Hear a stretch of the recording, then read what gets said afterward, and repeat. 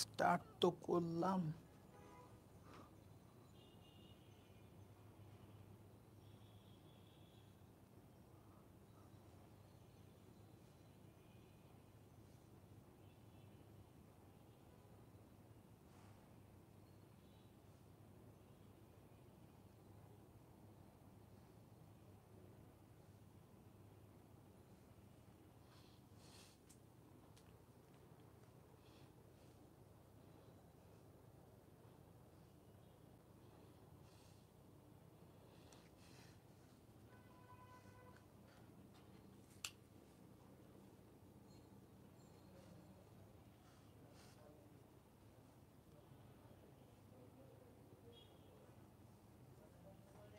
না টেবিল উপরে ছিল।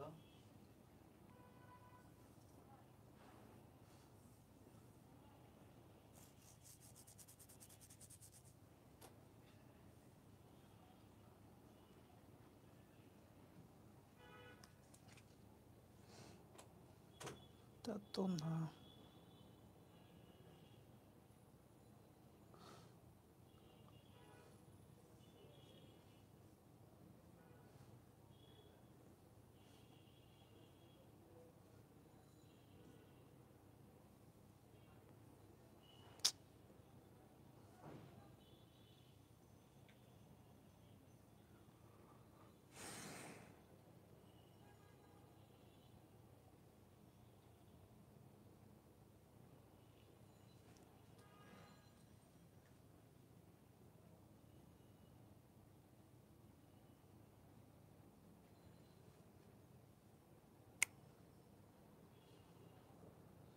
আচ্ছা, তাহলে আমরা শুরু করি আস্তে আস্তে। হ্যাঁ, আমার কথা স্পষ্টভাবে শোনা যাচ্ছে কিনা দেখো, আর কোয়ালিটি আগের থেকে কিছুটা ইমপ্রুভড হয়েছে কিনা দেখো।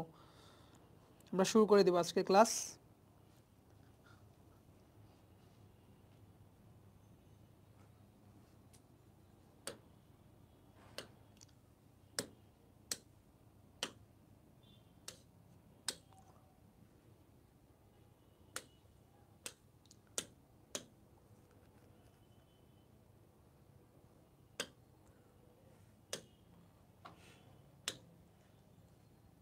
একই চ্যাপ্টারে এতগুলা ফাইল হয়ে গেছে, কনফিউজড হয়ে থাকি নিজেই।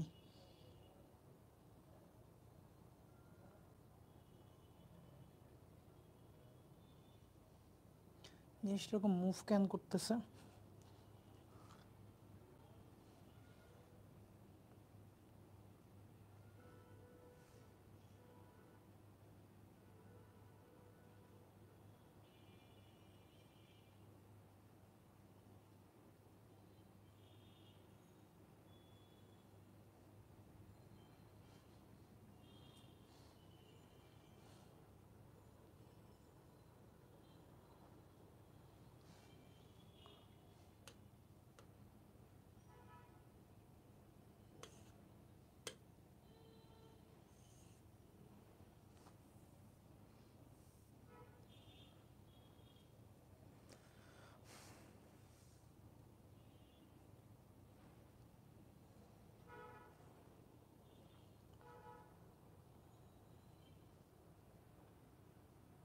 ওকে, ঠিক আছে। সো সাউন্ড কোয়ালিটি মাশাআল্লাহ, এভরিথিং ইজ ওকে।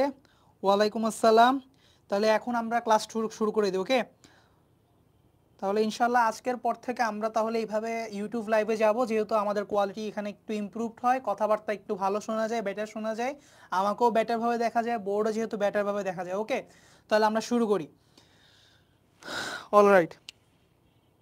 সো তোমাদেরকে গত ক্লাসে হচ্ছে এই চারটা পড়াইছিলাম, তাহলে আমরা এখন শুরু করি, ঠিক আছে? তাহলে এই পয়েন্ট থেকে আমরা ক্লাসে স্টার্ট। সো স্টার্ট করি। তাহলে আমরা হচ্ছে গত ক্লাসে হচ্ছে আমরা এই কর্ডাটার ক্লাসিফিকেশন দেখছি, ওভারঅল টোটাল ক্লাসিফিকেশন আমরা দেখছি। সো টোটাল ক্লাসিফিকেশন যারা মুখস্থ করে ফেলতে পারছো তাদেরকে স্বাগতম, কারণ তোমরা চ্যাপ্টারের ওয়ান অফ দ্য মোস্ট কঠিন এবং one of the most important part মুখস্থ করে ফেলছো। কারণ তুমি যদি ওভারঅল ক্লাসিফিকেশন তোমার মাথায় না থাকে সেট করা, তাহলে তুমি পুরো চ্যাপ্টারটা কখনোই গ্র্যাস করতে পারবে না, যে কিসের মধ্যে কি আছে, কার আন্ডারে কে পড়ে, এটা কখনোই তুমি গেস করতে পারবে না। তাহলে এটা একটা বড় প্রবলেম। সো এই প্রবলেমটা তোমরা সলভ করে ফেলছো, আমি তোমাদেরকে সলভ করাইছি প্রথম ক্লাসে। তাহলে আজকে আমরা পড়া শুরু করব হচ্ছে শ্রেণীবিন্যাসের ভিত্তি, ঠিক আছে? শ্রেণীবিন্যাসের ভিত্তি। তো গত ক্লাসে একটা জিনিস বলছিলাম যে শ্রেণীবিন্যাসের নীতি একটা জিনিস, ভিত্তি আর একটা জিনিস, একক, ট্যাক্সন এগুলো পুরো একটা আলাদা জিনিস, তাই না? তাহলে শ্রেণীবিন্যাসের ভিত্তি আমরা এখানে দেখতে পাচ্ছি 17টার মতো পয়েন্ট। 17টার মতো আমরা পয়েন্ট এখানে দেখতে পাচ্ছি আপাতত, তাই না? 17টার মতো পয়েন্ট আমরা দেখতে পাচ্ছি। তো এটা ইম্পর্টেন্ট না, পয়েন্টগুলোর নাম তোমরা একটা বাস জাস্ট রিডিং দিবা। এটার দায়িত্ব কি তোমাদের ভাইয়া? পয়েন্টগুলো রিডিং দেওয়া। কেন ভাইয়া বলো তো? কারণ এগুলো এমসিকিউ আসবে। কেন ভাইয়া এমসিকিউ আসবে? বলবে নিচের কোনটা শ্রেণীবিন্যাসের ভিত্তি নয়, কিংবা নিচের কোনটা শ্রেণীবিন্যাসের ভিত্তি, এরকম করে এমসিকিউ এর প্রশ্ন যখন তোমাকে দিবে, তুমি যাতে অ্যান্সার করতে পারো যে হ্যাঁ এটা ভিত্তির মধ্যে ছিল আর এটা ভিত্তির মধ্যে ছিল না, ক্লিয়ার কিনা। সো এইভাবে 17টা ভিত্তি তোমার জাস্ট আগে মুখস্থ থাকা লাগবে, ঠিক আছে? একদম ঠাটা মুখস্থ না হইলে তুমি একটাবার দেখা হইলেও থাকা লাগবে, যাতে চিনতে পারো এটা হ্যাঁ ভিত্তির মধ্যে ছিল, এটা ভিত্তির মধ্যে ছিল না, ক্লিয়ার? এখন আসো, দেহের আকার, আকৃতি, সংগঠন মাত্রা, জীবন মাত্রা এগুলো সবগুলো দেখাইলাম, আমরা এগুলো নিয়ে এখন ডিটেলস পড়বো। আসো, শুরুতেই দেহের আকার, দেহের আকার নিয়ে কথা বলবো।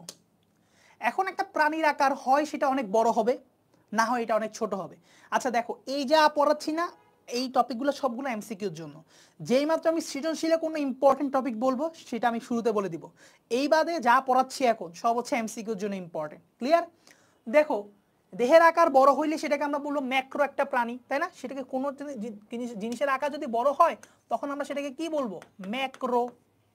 আর কোন একটা জিনিসের আকার যদি ছোট হয়, সরি এখানে মাইক্রোনের কথা বলছি না, আচ্ছা সরি, তো ছোট জিনিস যদি হয় তাহলে সেটা হবে কি? মাইক্রো। আর কোন একটা জিনিস যদি বড় হয় তাহলে সেই জিনিসটাকে আমরা কি বলবো? ম্যাক্রো। তাহলে প্রাণী দুই ধরনের, ম্যাক্রো প্রাণী, মাইক্রো প্রাণী, যেগুলোকে আমরা অনুবীক্ষণ যত নিচে দেখি আনুবীক্ষণিক প্রাণী। উদাহরণ কি? চোখকৃমি। সো তোমাদের এখানে ইম্পর্টেন্ট যে জিনিসটা সেটা হচ্ছে চোখকৃমির বৈজ্ঞানিক নামটা জানা লাগবে। চোখকৃমির বৈজ্ঞানিক নাম হচ্ছে লোয়া লোয়া। চোখকৃমির বৈজ্ঞানিক নাম হচ্ছে কি ভাইয়া? লোয়া লোয়া। চোখকৃমির বৈজ্ঞানিক নাম কি? লোয়া লোয়া। এটা তোমাদের জন্য ইম্পর্টেন্ট, ঠিক আছে? এছাড়াও একটা প্রোটিস্টান জীবাণুর কথা বলছে, মাছের ফুলকায় থাকে, সেই জীবাণুটার নাম ট্রিকোরিনা অ্যানাবাসি। মনে রাখতে পারলে ভালো, না রাখতে পারলে খুব একটা অসুবিধা নাই। সো এগুলো এমসিকিউতে আসতে পারে, এতটা ইম্পর্টেন্ট না। তারপরে গিনিপিগ, দেখতেই পাচ্ছ গিনিপিগ কত বড় একটা প্রাণী, এটা কি অনুবীক্ষণিক? কখনো। তাহলে গিনিপিগ একটা ম্যাক্রো প্রাণী। সো এগুলো কোনোটাই মুখস্থ করার দরকার নাই, কারণ কি তুমি দেখো, তুমি জানো চোখ কৃমি যেটা লোয়া লোয়া, যে দেখো চোখের মধ্যে এরকম, দেখছো এরকম চোখের মধ্যে সাদা সাদা কৃমি দেখা যায়, চোখ কৃমিটা চোখে হয়, ঠিক আছে? দেখাই যায় চোখের মধ্যে হয়েছে চোখ কৃমি, তো এটা ছোট আনুবীক্ষণিক। তারপর প্রোটিস্টান জীবাণুগুলো ছোট হবে, এগুলো বড় হওয়ার প্রশ্ন আসে না, তাই না? সো এগুলো আমরা দেখলে বুঝি। জাস্ট এখানে মাথায় রাখতে হবে যেটা, আমাকে বৈজ্ঞানিক নামটা শিখতে পারলে এখানে আমাদের কার্য উদ্ধার হয়ে গেছে। আসলে বৈজ্ঞানিক নাম আসতে পারে আমাদের পরবর্তীতে যখন কোনো জায়গায় কোনো ভার্সিটি ভর্তি পরীক্ষা দিব, ভার্সিটি ভর্তি পরীক্ষা যখন আসে, মাথায় রাখবা যে কোনো ভার্সিটি ভর্তি পরীক্ষায় বৈজ্ঞানিক নাম আসে না এমন হয়ই না। বায়োলজি প্রশ্ন করছে বৈজ্ঞানিক নাম চাই নাই, এটা হয় না। এই জন্য দেখা যায় কি মেডিকেলও এত বৈজ্ঞানিক নাম আসে না, সত্যি কথা বলতে গেলে মেডিকেল অ্যাডমিশন টেস্টে। কিন্তু ভার্সিটি অ্যাডমিশন টেস্ট বিভিন্ন, আমি যত জায়গায় ভার্সিটি পরীক্ষা দিতে গেছি দেখি যে বৈজ্ঞানিক নাম দিয়ে ছড়াছড়ি করে ফেলছে। সো যেমন গিনিপিগের বৈজ্ঞানিক নাম কেবিয়া পোর্সেলাস, আগে থেকে মুখস্থ রাখলে তোমার জন্য ভালো, ঠিক আছে? কিন্তু এগুলো যে মুখস্থ করতেই হবে 100% বিষয়টা এমন না। যাই আমরা পরের স্লাইডে, বুঝা গেছিল তো? হ্যাঁ, এখন আসি সংগঠন মাত্রা।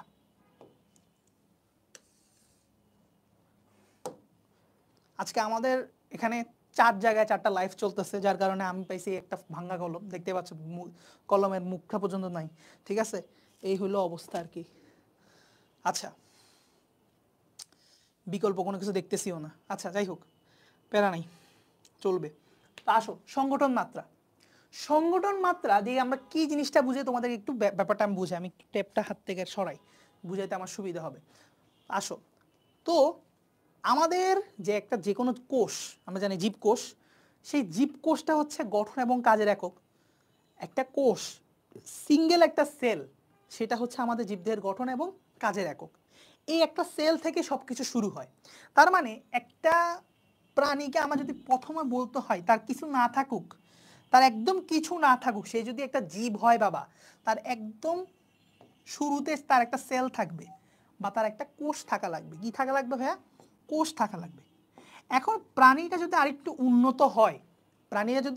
উন্নত হয়, তাহলে তার কোষগুলো সুবিন্যস্ত হয়ে টিস্যু গঠন করবে। এতটুকু জানো তো? টিস্যু কি? টিস্যু হচ্ছে collection of cells. Tissue are nothing. Tissue হচ্ছে collection of cells having the same origin and function.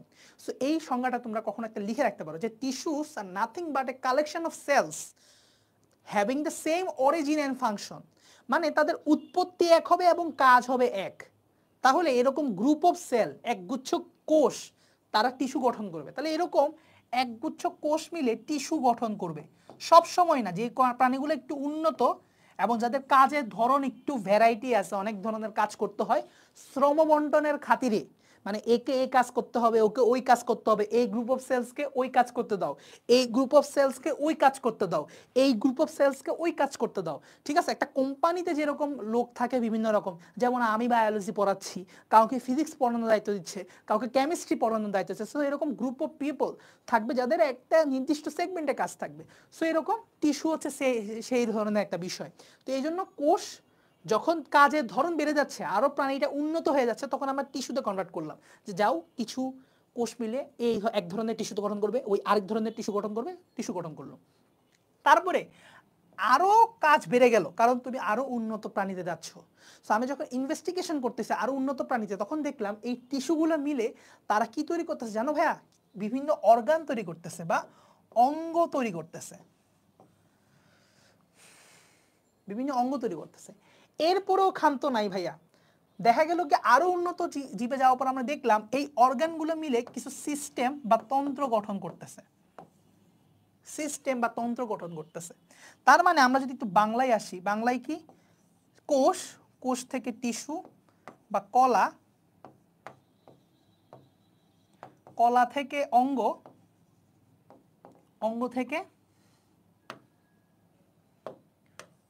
তন্ত্র। ক্লিয়ার? সো এই হচ্ছে লেভেল অফ অর্গানাইজেশন বা সংগঠন মাত্রা। এই জিনিসটাকেই বলা হয় সংগঠন মাত্রা বা হচ্ছে লেভেল অফ অর্গানাইজেশন। তোমার অর্গানাইজেশনটা কত লেভেল পর্যন্ত সেটা আমরা হচ্ছে জাজ করবো এখানে। তোমার অর্গানাইজেশনটা, তোমার এই যে কোষের বা সেলের, তোমার এক বডিতে সেলের অর্গানাইজেশনটা কতটুক লেভেল পর্যন্ত পৌঁছাইছে আমরা সেটা জাজমেন্ট করব। যদি এটা শুধুমাত্র সেলুলার লেভেল পর্যন্ত থাকে, অর্থাৎ এরপর আর টিস্যু গঠন করে নাই, তাহলে সেই সংগঠন মাত্রাকে আমরা কি বলবো? সিম্পল, কোষীয় সংগঠন মাত্রা। তাহলে তাকে আমরা বলবো কোষীয় সংগঠন মাত্রা, কোষীয় সংগঠন মাত্রা। ক্লিয়ার? যার ক্ষেত্রে এই সেলুলার লেভেল পার করে সে টিস্যু লেভেল পর্যন্ত চলে গেছে, অর্থাৎ সেল গঠন করছে, টিস্যু গঠন করছে, কিন্তু অর্গানাস সিস্টেম তৈরি করতে পারে নাই, তাদের ক্ষেত্রে আমরা বলবো তারা লেভেল 2 তে পৌঁছাইছে। তাহলে লেভেল 2 কে আমরা কি বলতে পারি? কোষও আছে তাদের, টিস্যুও আছে তাদের, তাই না? কোষ না থাকলে তো টিস্যু হইতো না। তার মানে তাকে বলতে হবে কোষ টিস্যু সংগঠন মাত্রার প্রাণী, কোষ টিস্যু, কোষ হাইফেন টিস্যু সংগঠন মাত্রার বা অথবা সংক্ষেপে কোষ টিস্যু মাত্রার প্রাণী, এটা বলতে পারি আমরা। ক্লিয়ার? এরপরে আসো, যার টিস্যু থেকে অঙ্গ পর্যন্ত হইতে পারছে, তার ক্ষেত্রে আমি কি বলবো? তার ক্ষেত্রে বলবো এটা হবে টিস্যু অঙ্গ মাত্রা, কারণ তার টিস্যু তো আছেই, সেই টিস্যুটা অঙ্গ তৈরি করছে, তাই টিস্যু অঙ্গ মাত্রার প্রাণী।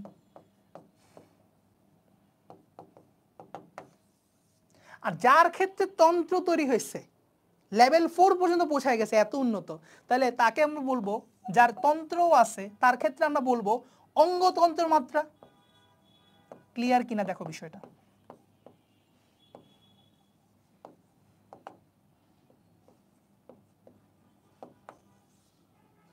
তাহলে আমি একটু সামারি করি, দেখো সবার লেভেল অফ অর্গানাইজেশন সেম হবে না। কেউ সেলুলার লেভেল পর্যন্ত স্টাক, তার আর টিস্যু তৈরি করতে পারে নাই, কেউ আবার টিস্যু তৈরি করতে পারছে, কেউ টিস্যুর উপর অঙ্গ তৈরি করতে পারছে, কেউ একদম সিস্টেম পর্যন্ত ডেভেলপ করতে পারছে। তাহলে যে যত লেভেল পর্যন্ত অর্গানাইজড, আমরা তাকে সেই লেভেল পর্যন্ত তাকে সম্মান দিতে হবে। যে লেভেল 1 তাকে আমরা বলবো কোষীয় সংগঠন মাত্রার প্রাণী জিনিসটা। যে লেভেল 2 পর্যন্ত হয়েছে টিস্যু পর্যন্ত, তাকে আমরা বলবো কোষ টিস্যু সংগঠন মাত্রার প্রাণী। যে লেভেল 3 অঙ্গতন্ত্র মাত্রা তাকে অঙ্গ পর্যন্ত হইতে পারছে তাকে বলবো টিস্যু অঙ্গ মাত্রার। আর যার তন্ত্র পর্যন্ত ডেভেলপ করতে পারছে তাকে আমরা বলবো অঙ্গতন্ত্র মাত্রার বা অঙ্গতন্ত্র সংগঠন মাত্রার প্রাণী। ক্লিয়ার জিনিসটা? তাহলে এই জিনিসটাই হচ্ছে আমাকে সংগঠন মাত্রা বা লেভেল অফ অর্গানাইজেশন আমাকে শিখায়। এখন আমরা যে 1 থেকে 9 মুখ্য পর্ব পড়ছি, পরিফেরা, নিডারিয়া, তাই না, এভাবে করে আমরা যা পড়লাম 1 থেকে 9, এগুলোর মধ্যে কে কোথায় সেট আপ হয় শিখাই দিই টেকনিক। সংগঠন মাত্রা পরিফেরা 1, সেটা হবে কোষীয় সংগঠন মাত্রা। নিডারিয়া 2 হবে কোষ টিস্যু সংগঠন মাত্রার।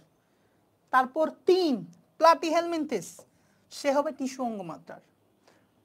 4 থেকে শুরু করে বাকি সবাই 9 পর্যন্ত সবাই হচ্ছে অঙ্গতন্ত্র মাত্রা। মিলায় নাও, মিলে যাবে একদম সূত্রের মতো। 1 2 3 4 থেকে 9। তাহলে দেখো শুধুমাত্র পরিফেরা পর্ব হচ্ছে কোষীয় সংগঠন মাত্রা, মিলছে কিনা দেখো। নিডারিয়া পর্ব হচ্ছে কোষ কলা বা কোষ টিস্যু সংগঠন মাত্রার প্রাণী, মিলছে কিনা দেখো। প্লাটিহেলমিনথেস পর্ব নাম্বার 3, সে হচ্ছে কলাতন্ত্র মাত্রার প্রাণী। অঙ্গতন্ত্র মাত্রার লেভেল 4 থেকে পর্ব 4 থেকে পর্ব 9 কর্ডাটা পর্যন্ত, মিললো কিনা দেখো।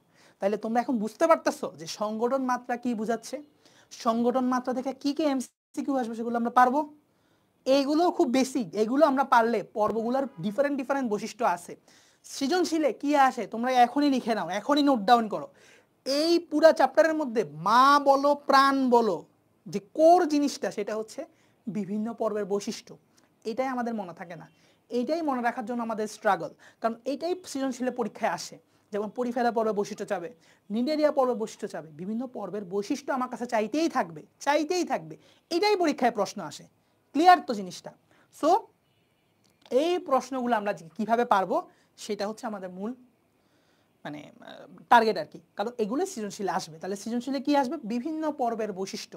10টা স্টার দাও লিখি, কারণ এটাই আমার পড়তে জান বের হয়ে যাবে। এইটাই আমার পুরো চ্যাপ্টারের মেইন ফোকাস। তুমি যখন একটা চ্যাপ্টার পুরোটা পড়ে ফেলবে তখন তুমি সবসময় এসে এই প্রত্যেকটা পর্বের বৈশিষ্ট্য পয়েন্টগুলো সবার আগে মুখস্থ করতে যাবা, বাদ বাকি এমসিকিউ পরেও কভার করা যাবে, কিন্তু আগে তো সৃজনশীলটা কভার করতে হবে, কারণ মার্ক বেশি সৃজনশীলে, তাই না? বুঝতে পারতেছে একটা 70% মার্ক ক্যারি করতেছে বা 60-70% মার্ক ক্যারি করতেছে সৃজনশীলে, বাকি 40%-এর মতো মার্ক ক্যারি করতেছে বা 30-40% মার্ক ক্যারি করতেছে হচ্ছে আমাদের এমসিকিউ। সো এটা হচ্ছে আমাদের এইচএসসির খেলা বা এইচএসসির হিসাব। বাট ইন দ্য লং রানে আমাদের এমসিকিউ কিন্তু আবার লাগে, কারণ অ্যাডমিশনে গিয়ে তুমি নতুনভাবে পুরো বই আবার শিখবা তা তো হয় না, তোমার সব শিখা হয়ে যেতে হয় একাডেমিকে। অ্যাডমিশনে গিয়ে হচ্ছে কি তোমার রিভিশনের খেলা, যে যত আগে জিনিস পড়ে আসছে সে তত অ্যাডভান্টেজ পাবে। যে একদম খারাপ করে এমসিকিউ পড়ছে এইচএসসিতে হয়তো কোনোভাবে পার পেয়ে যাবে, কিন্তু অ্যাডমিশনে গিয়ে একদম কি বলবো পিছন দিয়ে যাবে, সোজা কথা, ঠিক আছে? একটু খারাপ ভাষায় বললে একদম পিছন দিয়ে যাবে। আচ্ছা দেখি কারো কোনো কমেন্ট আছে কিনা।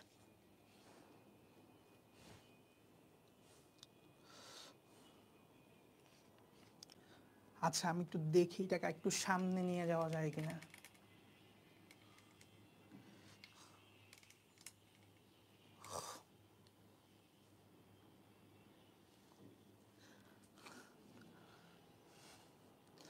দেখি তো বোর্ড এখন দেখা যায় কতটুক।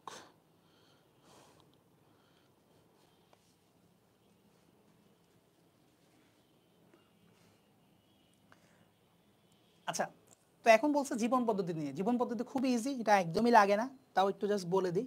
জীবন পদ্ধতিতে স্বাধীনজীবী এবং পরজীবী।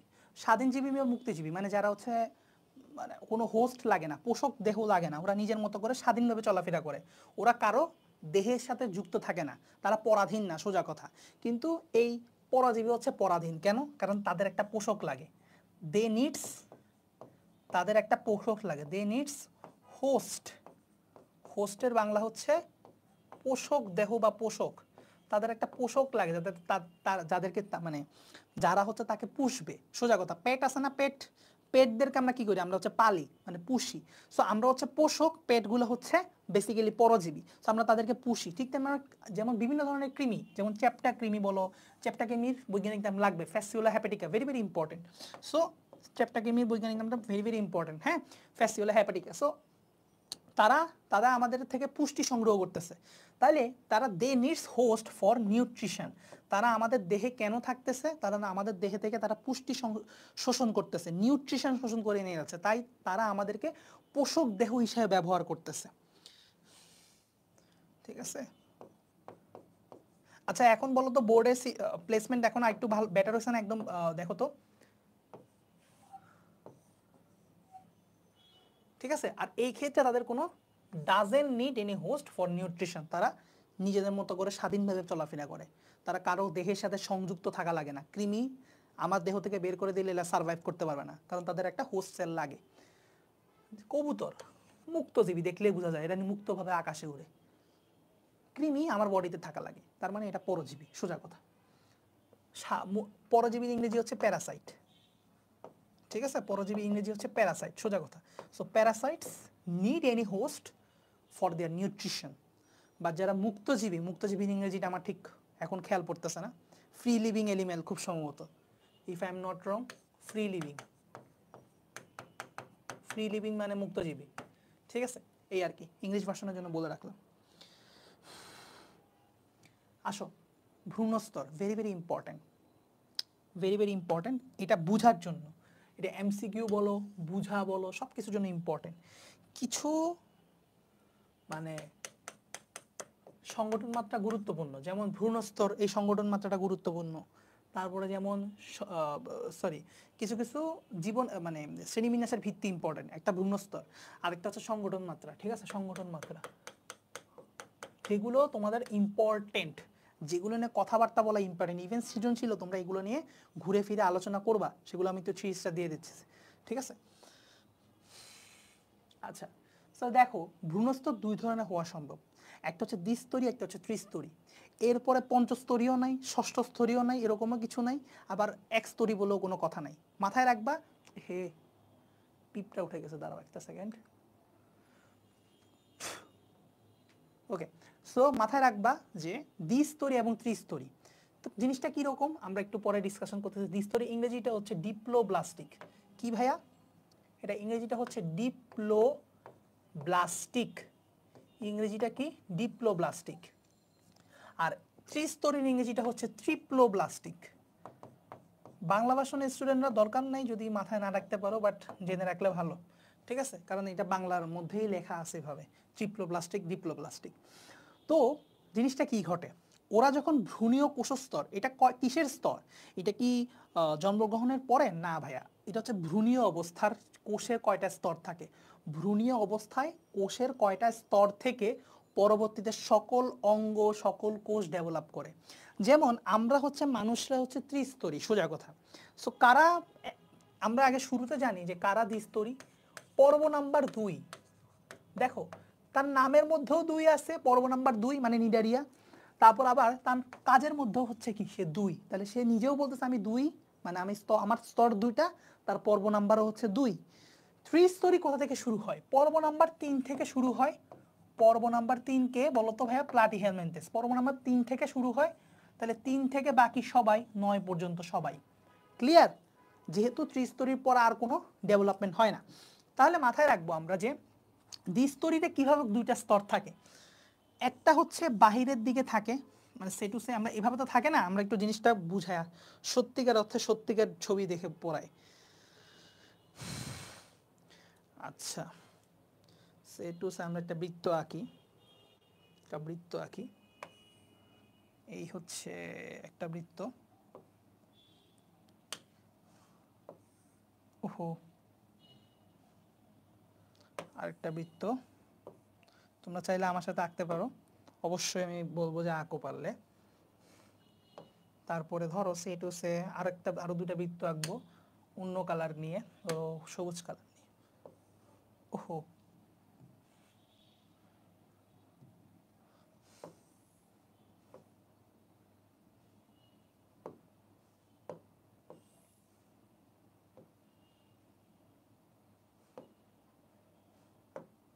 আচ্ছা এখন কি করা যায় একটু দেখি। হলুদের মধ্যে হলুদ কালারটা দিয়ে দিই, ওকে, সবুজের মধ্যে সবুজ কালারটা দিয়ে দিই। ওকে আই গেস কি করলাম এটা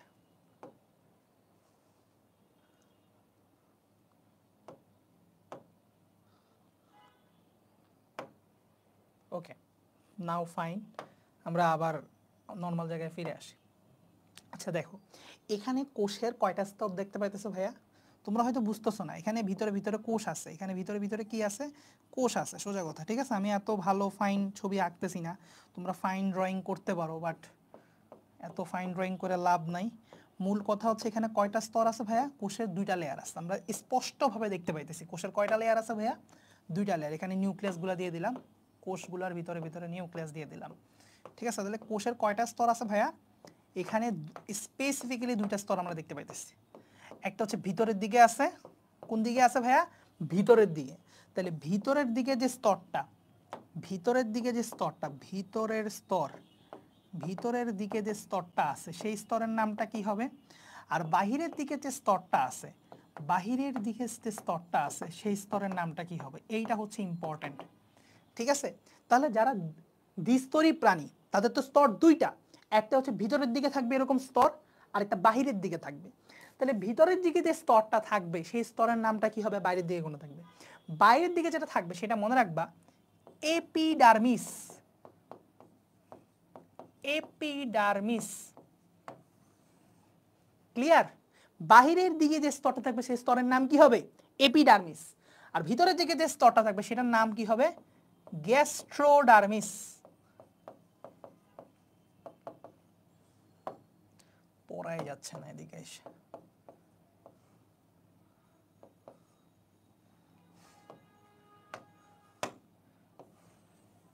ঠিক আছে ক্লিয়ার দেখো ক্লিয়ার কিনা তাহলে যেটা বাহিরের দিকে থাকবে সেটার নাম কি হবে এপিডার্মিস যেটা ভিতরের দিকে থাকবে সেটার নাম কি হবে গ্যাস্ট্রোডার্মিস সবাই কমেন্ট করে ফেলো একটু কমেন্ট করে ফেলো যারা ক্লাসটা করতেছো যে নিডারিয়া পর্ব আমি একটু ঘুরাই বললাম পর্ব নাম্বার 2 নিডারিয়া পর্বের প্রাণীদের ভ্রূণীয় স্তরের ভিতরের যে স্তরটা সেই ভিতরের স্তরের নামটা কি হবে ঠিক আছে নিডারিয়া পর্বের প্রাণীদের ভিতরের স্তরের নাম কি হবে ভিতরের স্তরের কোষের স্তরের নাম কি হবে কোষের যে স্তর সে স্তরের নামটা কি হবে কমেন্ট করো আচ্ছা এই গেল একটা বিষয় দ্বিতীয় আরেকটা বিষয় যেটা যে আমরা এখানে আসি এটা ছিল দ্বিস্তরী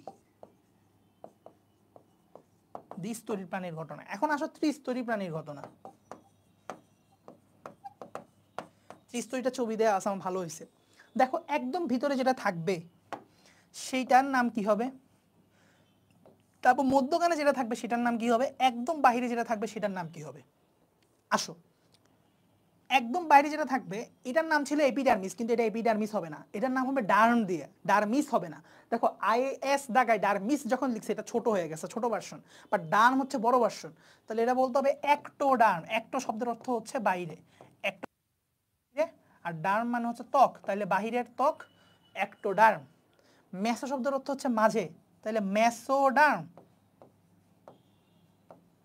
ক্লিয়ার এবং ভিতরে আরেকটা ভিতরের স্তরের নাম কি এন্ডোডার্ম এন্ডোডার্ম তাহলে এখন আমি যদি জিজ্ঞেস করি প্লাটিহেলমিনথেসে কি এই ঘটনাটা ঘটে অবশ্যই ঘটে কারণ পর্ব 3 থেকে 9 পর্যন্ত তার মানে মানুষের ক্ষেত্রে এটা ঘটে অবশ্যই ঘটে কারণ পর্ব নাম্বার 9 কয়টা আমাদের ক্ষেত্রে আমরা ত্রিস্তরী তার মানে আমাদের এরকম 3টা স্তর ক্রিয়েট হয় এই 3টা স্তরের কোষ থেকে আমাদের যাবতীয় যত কোষ যত অঙ্গ যত তন্ত্র আসছে সব হচ্ছে আমাদের এই 3টা লেয়ার থেকেই আসছে এই জন্য এটা ভেরি ভেরি ইম্পর্টেন্ট যে ভ্রূণীয় অবস্থায় কোষের কয়টা লেয়ার ছিল লেয়ার যদি 2টা থাকে হিসাব আলাদা তুমি নিডারিয়া পড়বে যদি লেয়ার এরকম 3টা থাকে তাহলে তুমি পর্ব 3 থেকে শুরু করে 9 যে কোনোটাতে থাকতে পারো তো আমরা মানুষ আমাদের কি রকম থাকে আমাদেরও থাকে হচ্ছে এরকম ত্রিস্তরী আমাদেরও সকল কোষ আসছে একটোডার্ম নাইলে মেসোডার্ম নাইলে এন্ডোডার্ম থেকে কোনোটা একটোডার্ম থেকে আসছে কোনোটা মেসোডার্ম থেকে আসছে কোনোটা এন্ডোডার্ম থেকে আসছে সো এই জন্য জিনিসটা ইম্পর্টেন্ট তাহলে ভ্রূণীয় অবস্থায় ইম্পর্টেন্ট কথা কি এটা ভ্রূণীয় অবস্থায়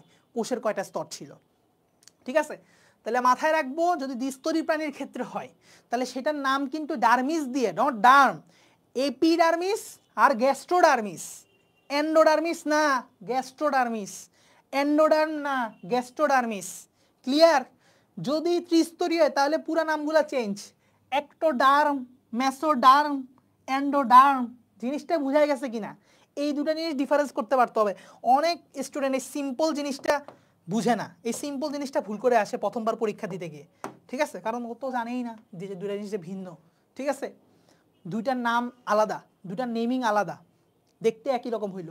এখন আরেকটা ইন্টারেস্টিং ব্যাপার তোমাদেরকে জানাই, সেইটা হচ্ছে দেখো, ধরো এইটা একটা স্তর ছিল, বাইরের স্তর ভিতরের স্তর, দুইটা স্তরের মাঝখানে একটা পাতলা স্তর দেখতে পাইতেছো না, ফাঁকা জায়গা, এই স্তরের মাঝখানেও একটা হালকা পাতলা মেমব্রেন বলো বা হালকা পাতলা আরেকটা স্তর থাকে, হালকা পাতলা আরেকটা স্তর থাকে, এই স্তরের নামটা কি? এই যে ভিতরে মাঝে, বাহিরের স্তর এবং ভিতরের স্তরের মাঝখানে, অর্থাৎ এপিডার্মিস এন্ড গ্যাস্ট্রোডার্মিসের মাঝে আরেকটা অকোষীয় স্তর থাকে, সেই স্তরের নামটা হচ্ছে মেসোগ্লিয়া। এটা খুবই ইম্পর্টেন্ট, তোমাকে জিজ্ঞেস করবে মেসোগ্লিয়া কোথায় পাওয়া যায়, এটা কি দ্বিস্তরিতে পাওয়া যায় নাকি ত্রিস্তরিতে পাওয়া যায়, এটা কি নিডারিয়া পর্বে পাওয়া যায় নাকি এটা প্লাটিহেলমিনথেসে পাওয়া যাবে, তোমাকে হরহামেশা প্রশ্ন করবে এবং এটার উত্তর তুমি ভুল করতে পারবে না। তাহলে মেসোগ্লিয়া দেখা মানেই মনে করবে এটা দ্বিস্তরির কথা, কারণ এপিডার্মিস এবং গ্যাস্ট্রোডার্মিসের মাঝখানে যে অকোষীয় স্তর থাকে সেটা কি আমার মেসোগ্লিয়া। তাহলে মেসোগ্লিয়া কই পাওয়া যাবে? দ্বিস্তরী প্রাণীতে, নট ত্রিস্তরিতে, কারণ ত্রিস্তরিতে মেসোডার্ম থাকে, নট মেসোগ্লিয়া। জিনিসগুলো বোঝা গেছে কিনা? ওকে, এখন তোমাদেরকে একটা সিম্পল কোয়েশ্চেন করি, তোমরা এটা উত্তর দাও। সেটা হচ্ছে কি, আমি এটা আবার আসবো তোমাদের প্রশ্নের উত্তর দেখে, আমি এখানে আসবো আবার।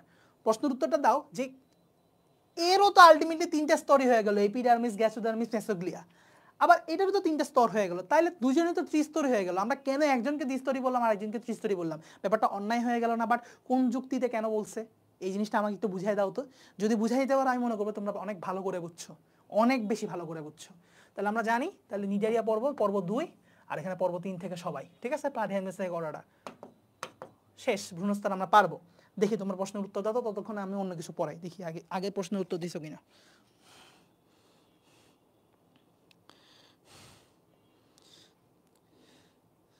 ওকে, গ্যাস্ট্রোডার্মিস, এই অ্যানোডার্মিস না, অ্যানোডার্মিস না, এরকম কোনো শব্দ নাই, তবা করো, 5 বার তবা করো, এই ধরনের শব্দ লিখবাও না, পড়বাও না।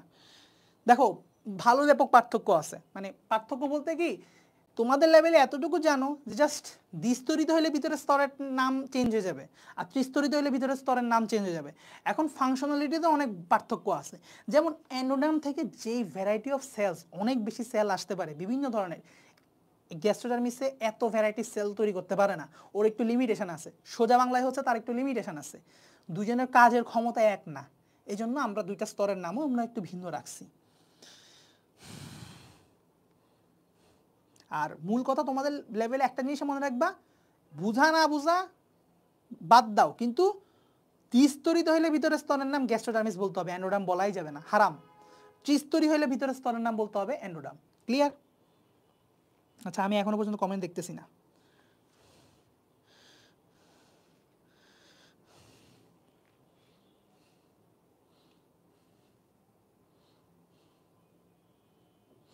পরিপাকের লেকচার করে ফেলো, পরিপাকের লেকচার করে তারপরে নতুনভাবে চ্যাপ্টার শুরু করো আবার। এখন যা করতেছো করো, সমস্যা নাই, লাইভ ক্লাসটা করে শেষ করে তুমি পরিপাকের চ্যাপ্টারটা শেষ করে তারপরে আগের ক্লাসটা করো। আচ্ছা ঠিক আছে, তাহলে শুরু করি আমরা। যে কি বলতেছি, খণ্ডায়ন।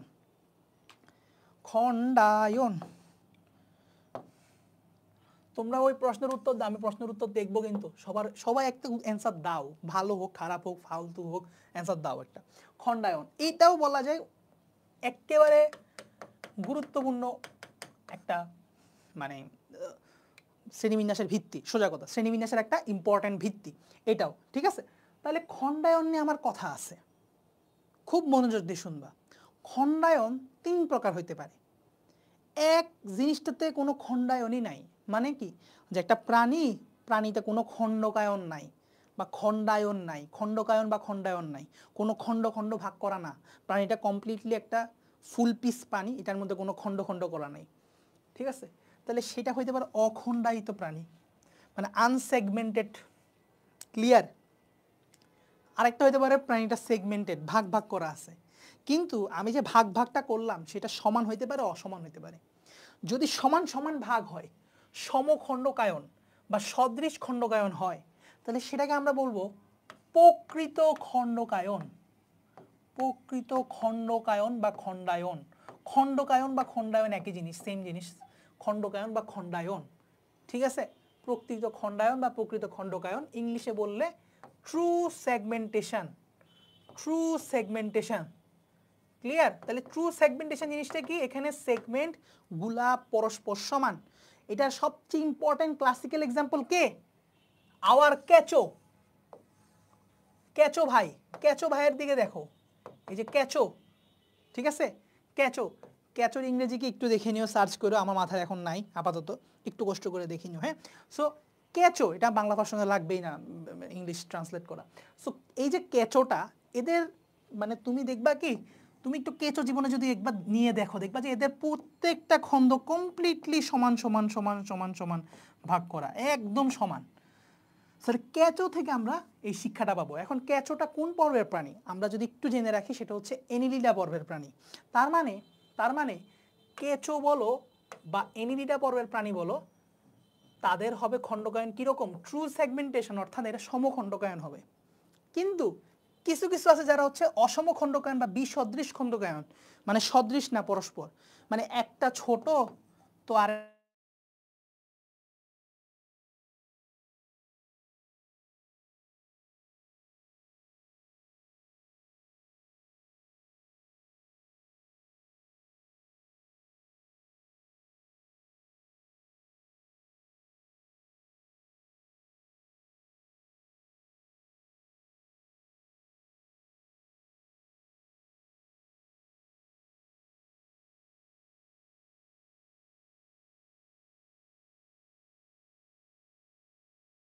এই কারণে আসলে দেখা যায় কি ওভারঅল তোমার আর্থ্রোপোডা পর্বের সদস্য সংখ্যা সবচেয়ে বড় হয়ে যায়, ঠিক আছে, পতঙ্গ থাকার কারণে। তাহলে আর্থ্রোপোডা, তাহলে ইজিলি মনে রাখতে পারি পতঙ্গের পর্ব মানে আর্থ্রোপোডা।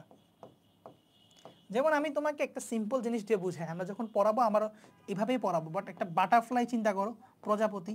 এই প্রজাপতির একটা খণ্ড এরকম হইলে আরেকটা খণ্ড একটু বড় হবে, ছোট হইলে আরেকটা বড় হবে, আরেকটু বড় হবে, আরেকটু বড় হবে, বাট তিনটাই চারটাই কখনো সমান না।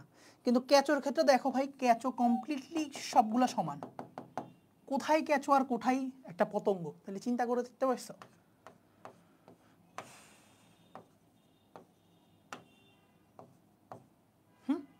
আচ্ছা, তাহলে বুঝতে পারছো আশা করি। আর অখণ্ডকায়িতা কাদের ক্ষেত্রে হয়? মলাস্কা আর একাইনোডার্মাটার ক্ষেত্রে, ঠিক আছে, মলাস্কা আর একাইনোডার্মাটার ক্ষেত্রে। এটা একটু মুখস্থ রাখবো আমরা। মলাস্কারটা খুব ইম্পর্টেন্ট। মলাস্কা অখণ্ডকায়িত, এটা এটা পর্বে বৈশিষ্ট্য বলার সময় শুরুতেই বলে দিতে হয় এটা যে অখণ্ডকায়িত, ঠিক আছে। আর একাইনোডার্মাটার থেকে, মানে একাইনোডার্মাটার ক্ষেত্রেও সেম কথা, সেম স্পিচ। আচ্ছা, তাহলে গেল তো, বুঝতে পারছো জিনিসটা? বুঝতে পারলে হয়েছে আমার। তাহলে একদম সমখণ্ডকায়ন হচ্ছে কেঁচো, যেটা হচ্ছে এনিলিডা পর্ব, শেষ আমরা পারবো। অসম খণ্ডকায়ন বা বিসদৃশ খণ্ডকায়ন বা অপ্রকৃত খণ্ডকায়ন বা নন ট্রু সেগমেন্টেশন, নন ট্রু সেগমেন্টেশন, এটা হচ্ছে আমাদের পতঙ্গ, আর্থ্রোপোডা। আর একদম অখণ্ডকায়িত নন সেগমেন্টেড, সেটা হবে আমাদের কি? মলাস্কা আর একাইনোডার্মাটা। ক্লিয়ার? মুখস্থ করে ফেলবো। আর মলাস্কা একাইনোডার্মাটার মধ্যে কারা পড়ে আমরা তো আস্তে আস্তে যখন পর্বগুলো পড়বো তখন আরো ডিটেলস ক্লিয়ার হবে।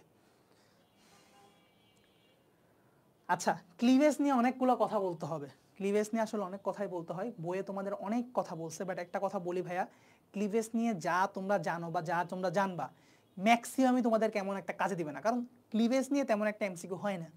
যদি সর্বোচ্চ লেভেলে আসো, অনুধাবনমূলক প্রশ্নে একটা আসলে আসতেও পারে, বাট এটাও কোনো সম্ভাবনা কম, কারণ শ্রেণীবিন্যাসের প্রত্যেকটা ভিত্তি নিয়ে মানে একটা অনুধাবনমূলক প্রশ্ন বানানো যাইতেই পারে। এই কারণে এই যুক্তিতে আমি বলতেছি। বাট ঘটনা হচ্ছে কি যে ক্লিভেজ থেকে তেমন একটা প্রশ্ন আসে না, ইভেন অ্যাটলিস্ট আমাদের সময়কার পর্যন্ত বা আমাদের সময়ের পর আরো কয়েক বছর পর্যন্ত।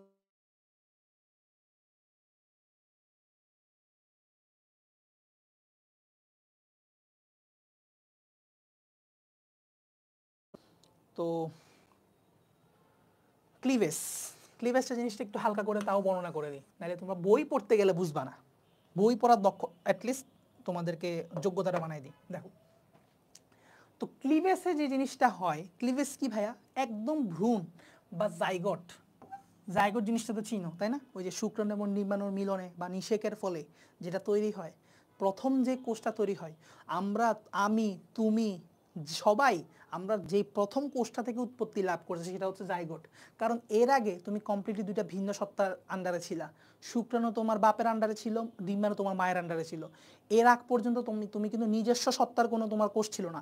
দুইটা যখন মিলিত হয়ে জাইগোট তৈরি করছো, সেটা হচ্ছে তোমার first cell of yourself. তোমার নিজের প্রথম কোষ হচ্ছে জাইগোট, মাথায় রাখবো আমরা। সো ওই জাইগোট আস্তে আস্তে কি শুরু করছে, একটা স্পেশাল টাইপের মাইটোসিস শুরু করছে। কি একটা স্পেশাল টাইপের মাইটোসিস শুরু করছে জাইগোট, একটা স্পেশাল টাইপের মাইটোসিস শুরু করছে। মাইটোসিস মানে তো বুঝো, মাইটোসিস কোষ বিভাজন শুরু করছে। এই যে স্পেশাল মাইটোসিস কোষ বিভাজন শুরু করছে, তাকেই আমরা বলি হচ্ছে ক্লিভেজ। তাকে আমরা বলি কি ক্লিভেজ, তাকে আমরা কি বলি ক্লিভেজ। এখন এই ক্লিভেজটা কত মানে কোন তলে হচ্ছে, এটার উপর ভিত্তি করে কি কোন বিন্যাসের কোষগুলো পরবর্তীতে তৈরি হবে, এইটার উপর ডিপেন্ড করে হচ্ছে কোনটাকে ওরিও বলছে, কোনটাকে দ্বিপার্শ্বীয় বলছে, কোনটাকে সর্পিল বলছে। মানে কোন ম্যানারে কোষগুলা বিভাজন হয়ে হয়ে কি কোন কয়টা তলে বিন্যস্ত হইতেছে। এই হলো ঘটনাটা আর কি, মূল ঘটনা। তো অনেকের কনসেপশনটাই ক্লিয়ার নাই যে ক্লিভেজ কাকে বলে। মাথায় রাখতে হবে জাইগোট যে বিশেষ মাইটোসিস কোষ বিভাজন ঘটায়, তার কোষের সংখ্যা বৃদ্ধি করে, সেটাই হচ্ছে ক্লিভেজ। তোমাদের বইয়ে একটা সংজ্ঞা আছে, দেখি না, টিপিক্যাল, যেটা লিখছে এটা মুখস্থ করে নাও, বাট মেইন থিমটা হচ্ছে এটাই। এখন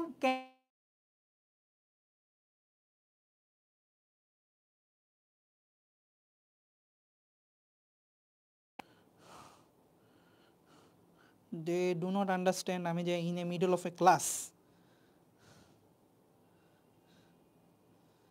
একটা সেকেন্ড।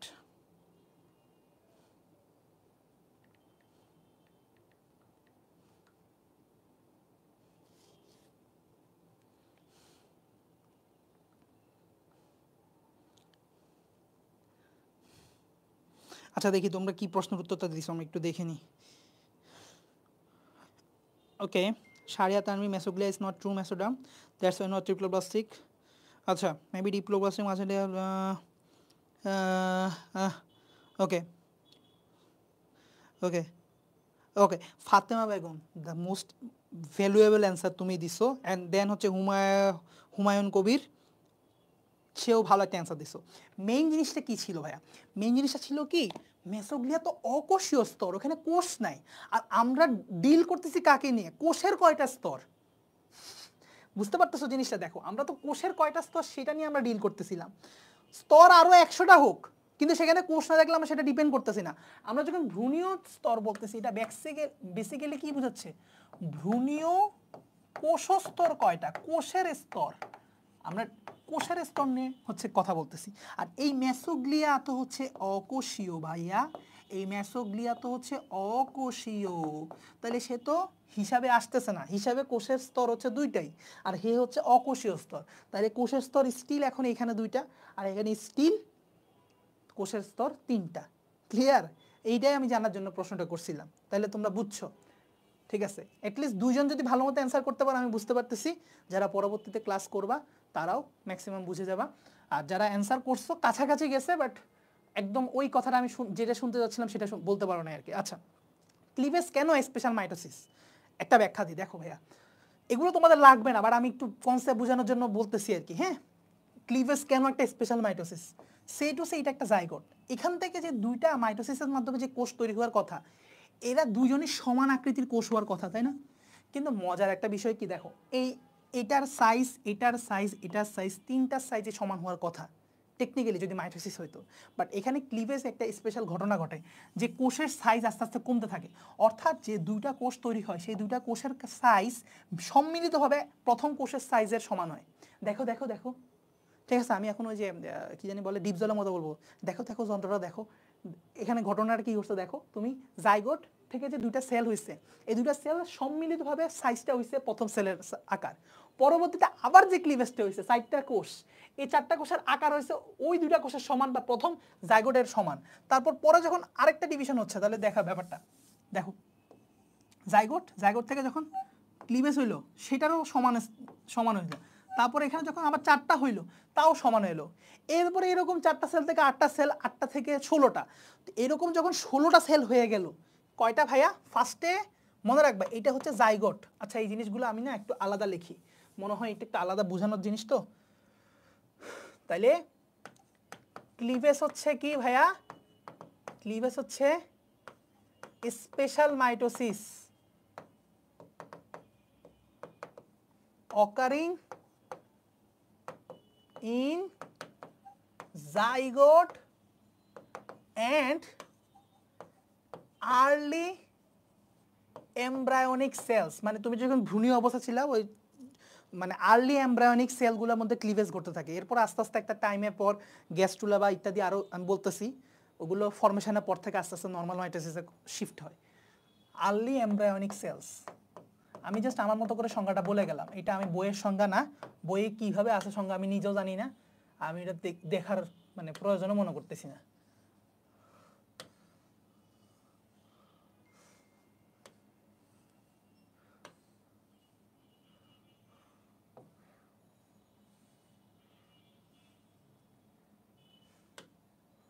আচ্ছা বুঝা গেছে? এখন দেখো সে টু সে প্রথমে ছিল তোমার জাইগট, কি গট? জাইগট। তুমি করলা হচ্ছে প্রথম ক্লিভেজ, ফার্স্ট ক্লিভেজ করলা, এটা ছিল তোমার ফার্স্ট ক্লিভেজ। তো প্রথম ক্লিভেজ করার পরে তোমার কি হইতেছে, দুইটা কোষ পাইলা, দুইটা কোষ পাইলা, নিউক্লিয়াসগুলো দেই নাই, ধরো এখানে নিউক্লিয়াস আছে। তো এইটা যে প্রথম যে কোষটা হয়েছে এটার নামও আবার অনেক সময় ক্লিভেজ বলা হয়, কিছু কিছু বইয়ে এটাকে ক্লিভেজ দশা হিসাবে আখ্যায়িত করা হয়। এটা যদি হয় জাইগোট দশা এটাকে বলা হয় ক্লিভেজ, মানে প্রথম দুইটা কোষ অবস্থায়, মানে টু সেল স্টেজ, মানে আমরা ইংলিশে বলি কি জানো, এটাকে বলা হয় two cell stage, two cell stage. তারপর এখান থেকে যাবে হচ্ছে ফোর সেল স্টেজ, এখান থেকে যাবে হচ্ছে, আচ্ছা ছোট করে ফেলছে, ছোট হবে না জিনিসটা এই সমানের হবে, তাহলে এরপর হবে কি ফোর সেল স্টেজ, তারপর হবে 8 সেল স্টেজ,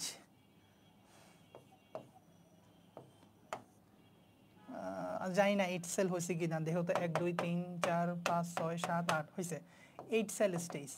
এরপরে এটা হবে 16 সেল স্টেজ।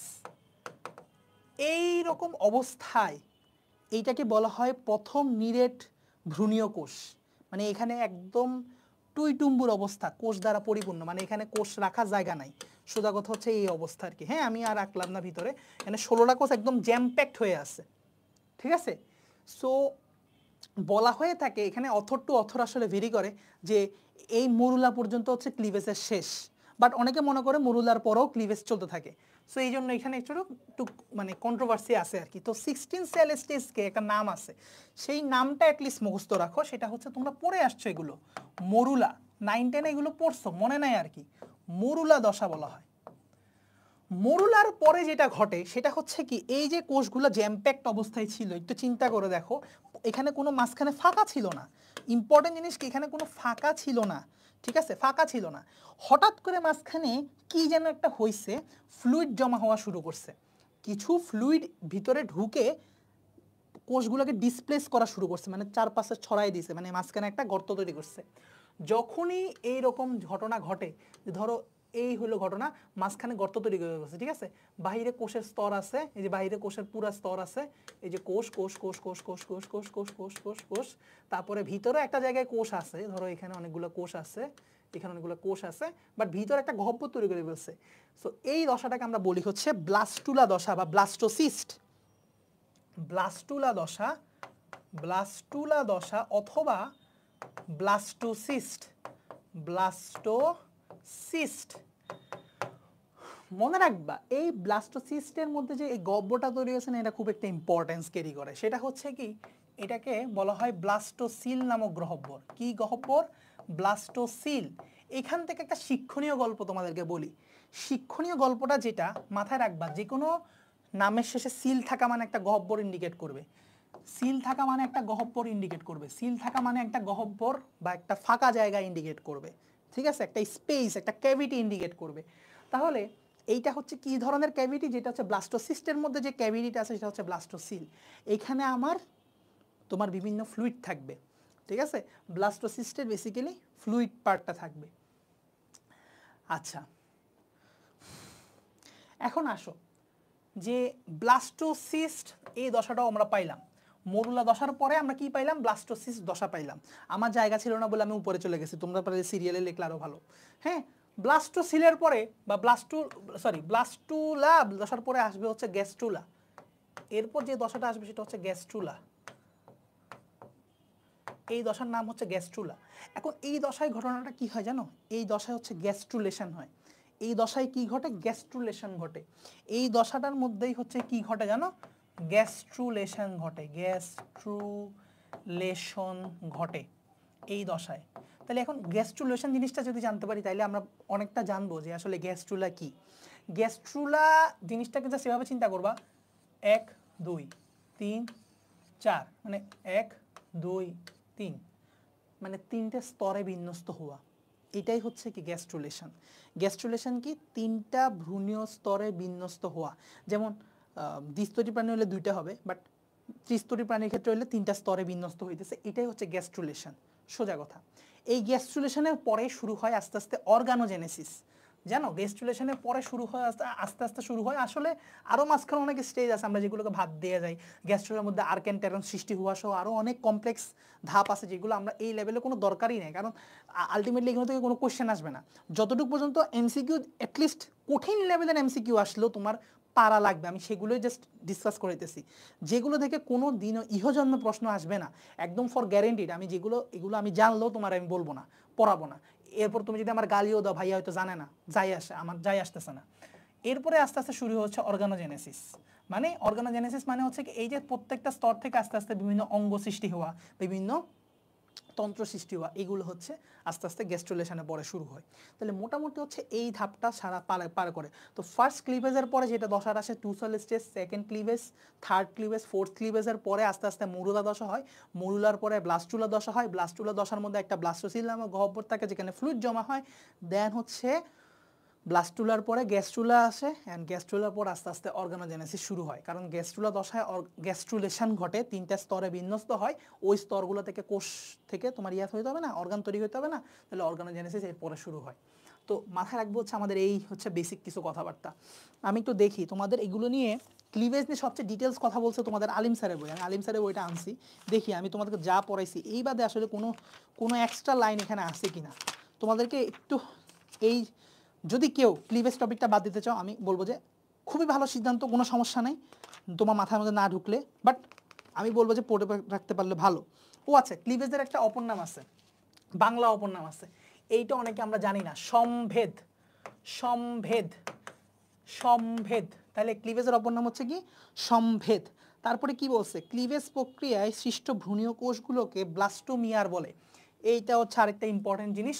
এই যে একটা কোষ, দুইটা কোষ পাইলা, এখানে চারটা কোষ পাইলা, এখানে আটটা কোষ পাইলা, তাহলে এই যে ভ্রূণীয় অবস্থায় ক্লিভেজ হওয়ার পরে, মানে একটা ক্লিভেজ, এখানে তো প্রত্যেকটা একটা ক্লিভেজ করার পরে আমরা পাচ্ছি, তাহলে ক্লিভেজ এই কোষ বিভাজনের পরে আমরা পাচ্ছি। তার মানে প্রত্যেকটা ভ্রূণীয় কোষকে, ধরো এটাও একটা, এটাও একটা, এটাও একটা, এটাও একটা, প্রতিটা কোষকে, এখানের প্রতিটা ভ্রূণীয় কোষকে, এখানের প্রতিটা ভ্রূণীয় কোষকে আমরা কি বলবো? ব্লাস্টোমিয়ার বলবো। ক্লিয়ার? তারপরে আসো কি বলছে? ক্লিভেজ প্রক্রিয়ায় সৃষ্ট ভ্রূণের প্রথম নিরেট দশা, এইটা হচ্ছে প্রথম নিরেট দশা, মরুলা, এই 16 সেল স্টেজ, এটা হচ্ছে প্রথম নিরেট দশা। এর আগে কোষগুলো এতটা নিরেট ছিল না, ঠিক আছে? প্রথম নিরেট দশা, নিরেট দশা হচ্ছে মরুলা। মরুলার পরে চলে আসে ব্লাস্টুলা। ব্লাস্টুলার সৃষ্টির মাধ্যমে ক্লিভেজের সমাপ্তি ঘটে। এই শেষ। তাইলে মাথায় রাখবো আমরা একদম আলিম স্যারের তথ্য অনুযায়ী, একদম ভেরিফাইড তথ্য অনুযায়ী, যেটা আমরা মাথায় রাখবো, তুমি ব্লাস্টুলা তৈরি করে ফেলছো, তোমার ক্লিভেজ শেষ, এন্ড অফ ক্লিভেজ, তোমার ক্লিভেজ শেষ, তুমি এরপর আর ক্লিভেজ চালাবা না। বুঝা গেছে? ক্লিভেজ এতটুকু পর্যন্ত শেষ। যেই মাত্র ব্লাস্টুলা গঠন করে ফেলছো, ব্লাস্টোসিস্ট গঠন করে ফেলছো, অর্থাৎ সেই পর থেকে আমার আর ক্লিভেজ চলবে না, ক্লিভেজ অতটুকু পর্যন্ত। আচ্ছা, ডিমে কুসুমের ভিত্তিতে ক্লিভেজকে সম্পূর্ণ হলোব্লাস্টিক, ম্যারোব্লাস্টিক হতে পারে। আচ্ছা, ক্লিভেজের সময় ডিমের যে প্রান্তে কুসুম থাকে তাকে ভেজিটাল পোল। আচ্ছা, ওকে, জিনিসটা বলি, দেখো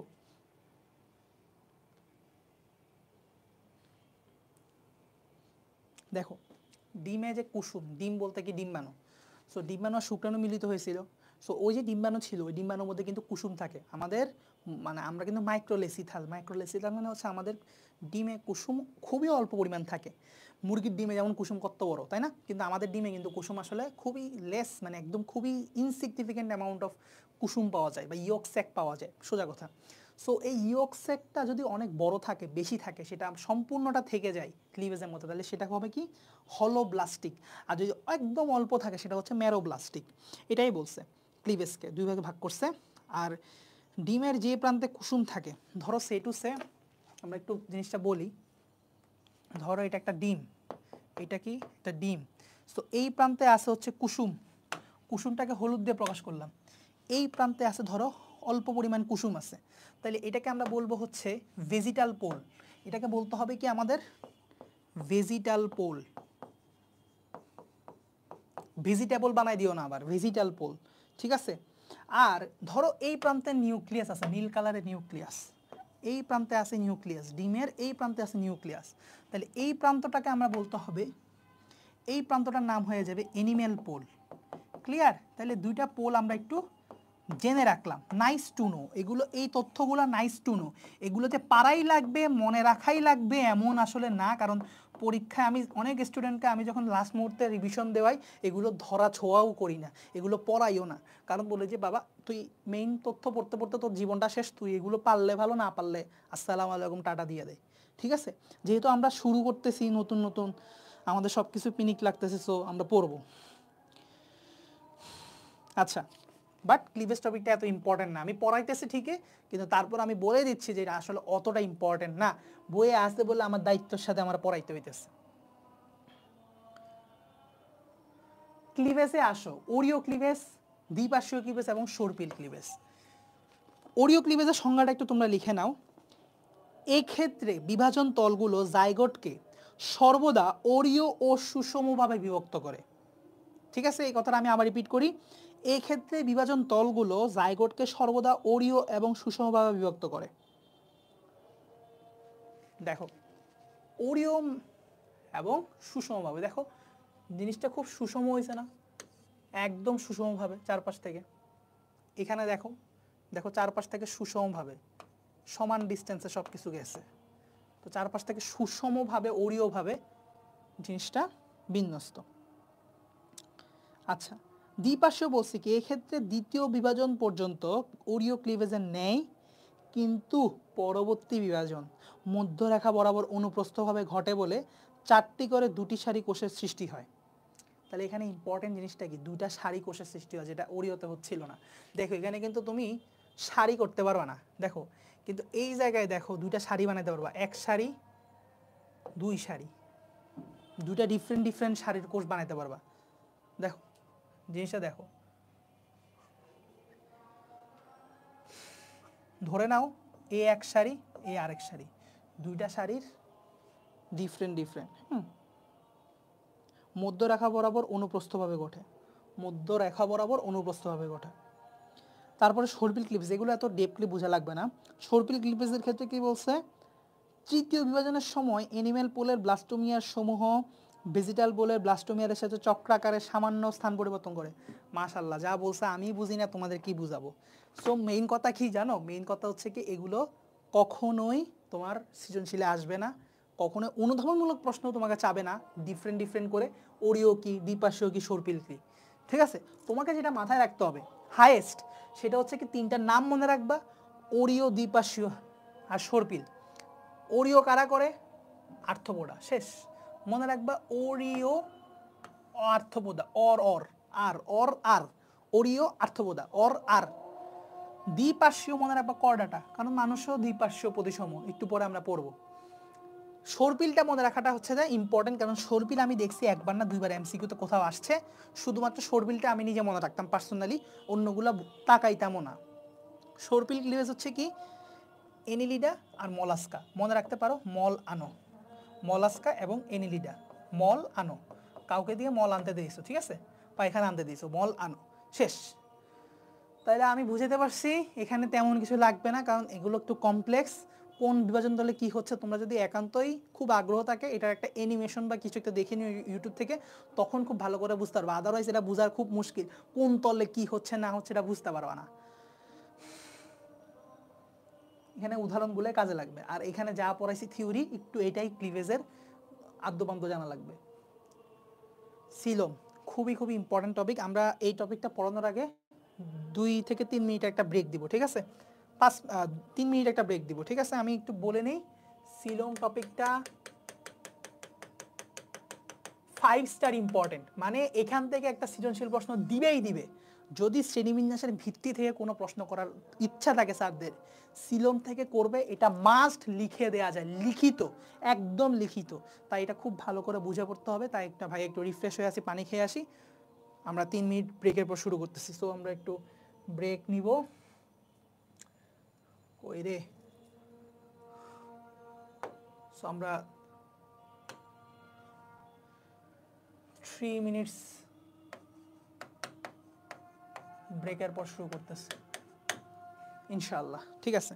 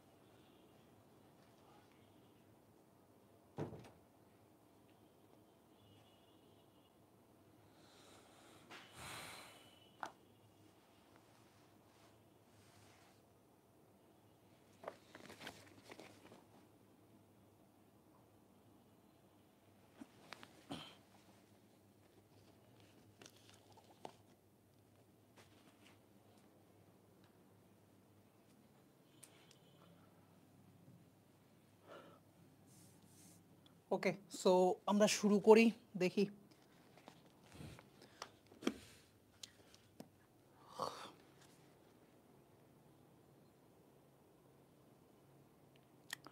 কই গেল?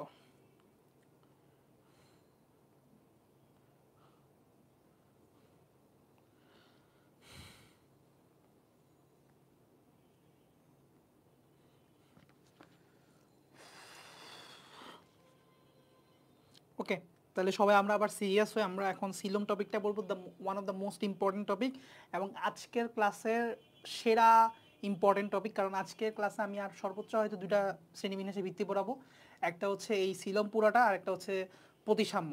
হ্যাঁ, সো এটার পরে আমাদের ক্লাস মোটামুটি এন্ড আর কি। হ্যাঁ, তো শুরু করি। তো আসো, দেখো সিলোম জিনিসটা কি সেটা একটু পরে বোঝাই, একটু পরে বোঝাই। হ্যাঁ, আমি আসতেছি জিনিসটাতে, কিন্তু শুরুতে আমি বলি সিলোমের ভিত্তিতে তিন ভাগে ভাগ করা হয়েছে। এক হচ্ছে সিলোমবিহীন বা অ্যাসিলোমেট প্রাণী, আর এটা হচ্ছে যাদের সিলোম অ্যাকচুয়ালি আছে কিন্তু নাই, অর্থাৎ সিলোমটা প্রকৃত না, অপ্রকৃত সিলোম বিশিষ্ট, তাদেরকে বলা হয় সুডোসিলোমেট। আমরা জানি ইংরেজিতে সিউডোসিলোমেট, সিউডো শব্দের অর্থ হচ্ছে মিথ্যা বা ভ্রান্ত, মিথ্যা বা ভ্রান্ত। এই ধরনের শব্দ বোঝানোর জন্য আসলে ইংরেজিতে আমরা সিউডো শব্দটা ইউজ করি বা সুডো শব্দটা ইউজ করি। তো সুডো সিলোমেট মানে হচ্ছে ভ্রান্ত সিলোমযুক্ত বা হচ্ছে অপ্রকৃত সিলোমযুক্ত। হ্যাঁ, আর যাদের একদম সত্যিকার অর্থে সিলোম থাকে তাদেরকে আমরা বলবো প্রকৃত সিলোমযুক্ত বা ইউ সিলোমেট। ইউ শব্দের অর্থ হচ্ছে প্রকৃত বা রিয়েল বা সবচেয়ে উন্নত। ঠিক আছে, তাহলে ইউ শব্দের অর্থ হচ্ছে প্রকৃত, তাহলে সিলোমেট এর দিয়ে বোঝাচ্ছে যাদের আছে, তাহলে সিলোমেট তাহলে প্রকৃত সিলোম আছে যাদের। অর্থ কি দাঁড়াইলো? প্রকৃত সিলোম আছে যাদের। এটা কি অর্থ দাঁড়াইলো? মিথ্যা বা ভ্রান্ত সিলোম আছে যাদের। অ্যাসিলোমেট, এ শব্দের অর্থ হচ্ছে নাই, নো। এ মিন্স নো, নো সিলোম, যাদের কোনো সিলোম নাই তাদের হচ্ছে অ্যাসিলোমেট। এভাবে তিন ভাগ ভাগ করছে। তো এখন আমরা শুরুতে যেটা এমসিকিউর জন্য জেনে রাখবো সেটা হচ্ছে কি অ্যাসিলোমেট কারা। অ্যাসিলোমেট হচ্ছে পর্ব 1 থেকে 3, সোজা বাংলা ভাষায় এটা মাথায় রাখবো একদম ইজিভাবে। আমরা পর্ব কত থেকে কত এইভাবে করে মনে রাখবো এমসিকিউগুলো, তাহলে আমাদের সুবিধা হবে। তাহলে পরিফেরা থেকে প্লাটিহেলমিনথেস মেন্টিস অর্থাৎ পর্ব 3, 1 2 3 এরা হবে কি অ্যাসিলোমেট। পর্ব 4, পর্ব 4 এটা হবে সুডোসিলোমেট। আর পর্ব 5 থেকে শুরু করে সবাই ইউসিলোমেট। আমরা নর্মালি এভাবে মনে রাখবো। এছাড়াও কিছু মানে ওই যে গৌণ পর্ব বলছিলাম না, এই গৌণ পর্বের কিছু ওরাও সুডোসিলোমেট হয়, যেমন রোটিফেরা, কিনোরিনচা, এখান্তা সেফালো, যাই হোক। তারপর এটা এন্টারোপ্রোক্টা, আরও অনেক আছে নাম, এত ইম্পর্টেন্ট না। তোমরা মানে রোটিফেরা এবং কিনোরিনচা এই দুইটা চাইলে হাইয়েস্ট পড়তে পারো, মানে নেমাটোডার পাশাপাশি। নেমাটোডা হচ্ছে আমাদের মুখ্য পর্ব, সো এই মুখ্য পর্ব সহ আরও দুইটা গৌণ পর্ব মনে রাখতে পারো, কিন্তু মেইনলি মনে রাখবে নেমাটোডা হচ্ছে সুডোসিলোমেট, শেষ। ঠিক আছে, যদি আরেকটু মনে রাখতে চাও তাহলে অবশ্যই রোটিফেরা এবং কিনোরিনচার কথা মনে রাখবা, কাইনোরিনচা। ওকে, গেল। এখন আসি আমরা হচ্ছে টু বি অনেস্ট সিলোম কি সেটা আমরা এখন জানবো, কারণ এটাই আমাদের পরীক্ষায় আসলে ঘুরে ফিরে প্রশ্ন আসে যে সিলোম নিয়ে ডিটেলস আমরা জানতে চাই, যে অ্যাসিলোমেট কি, সুডোসিলোমেট কি, ইউসিলোমেট কি, ইভেন এগুলো চিত্রও দরকার পড়ে। এগুলো চিত্র বইয়ে যেভাবে দেওয়া আছে অবশ্যই দেখে দেখে শিখতে হবে, অবশ্যই দেখে দেখে শিখতে হবে, কারণ এটা পরীক্ষায় প্রশ্ন আছে সৃজনশীলে। তাহলে সৃজনশীলে যেগুলো প্রশ্ন আসে সেগুলো আমাকে খুব ভালো করে চিত্রগুলো প্র্যাকটিস করতে হবে, বইয়ের মতো করে চিত্র আমাকে প্র্যাকটিস করতে হবে। ঠিক আছে, তো আসো আমরা আগে শিখাই জিনিসটা কি, সিলোমটা কি। এখন এটা যদি আগে না জানি তাহলে একদম বকবক করে লাভ নাই। সিলোম ভাই শুনো, শুরুতে একটা কথা বলবো, সিলোম হচ্ছে এক ধরনের দেহগহ্বর।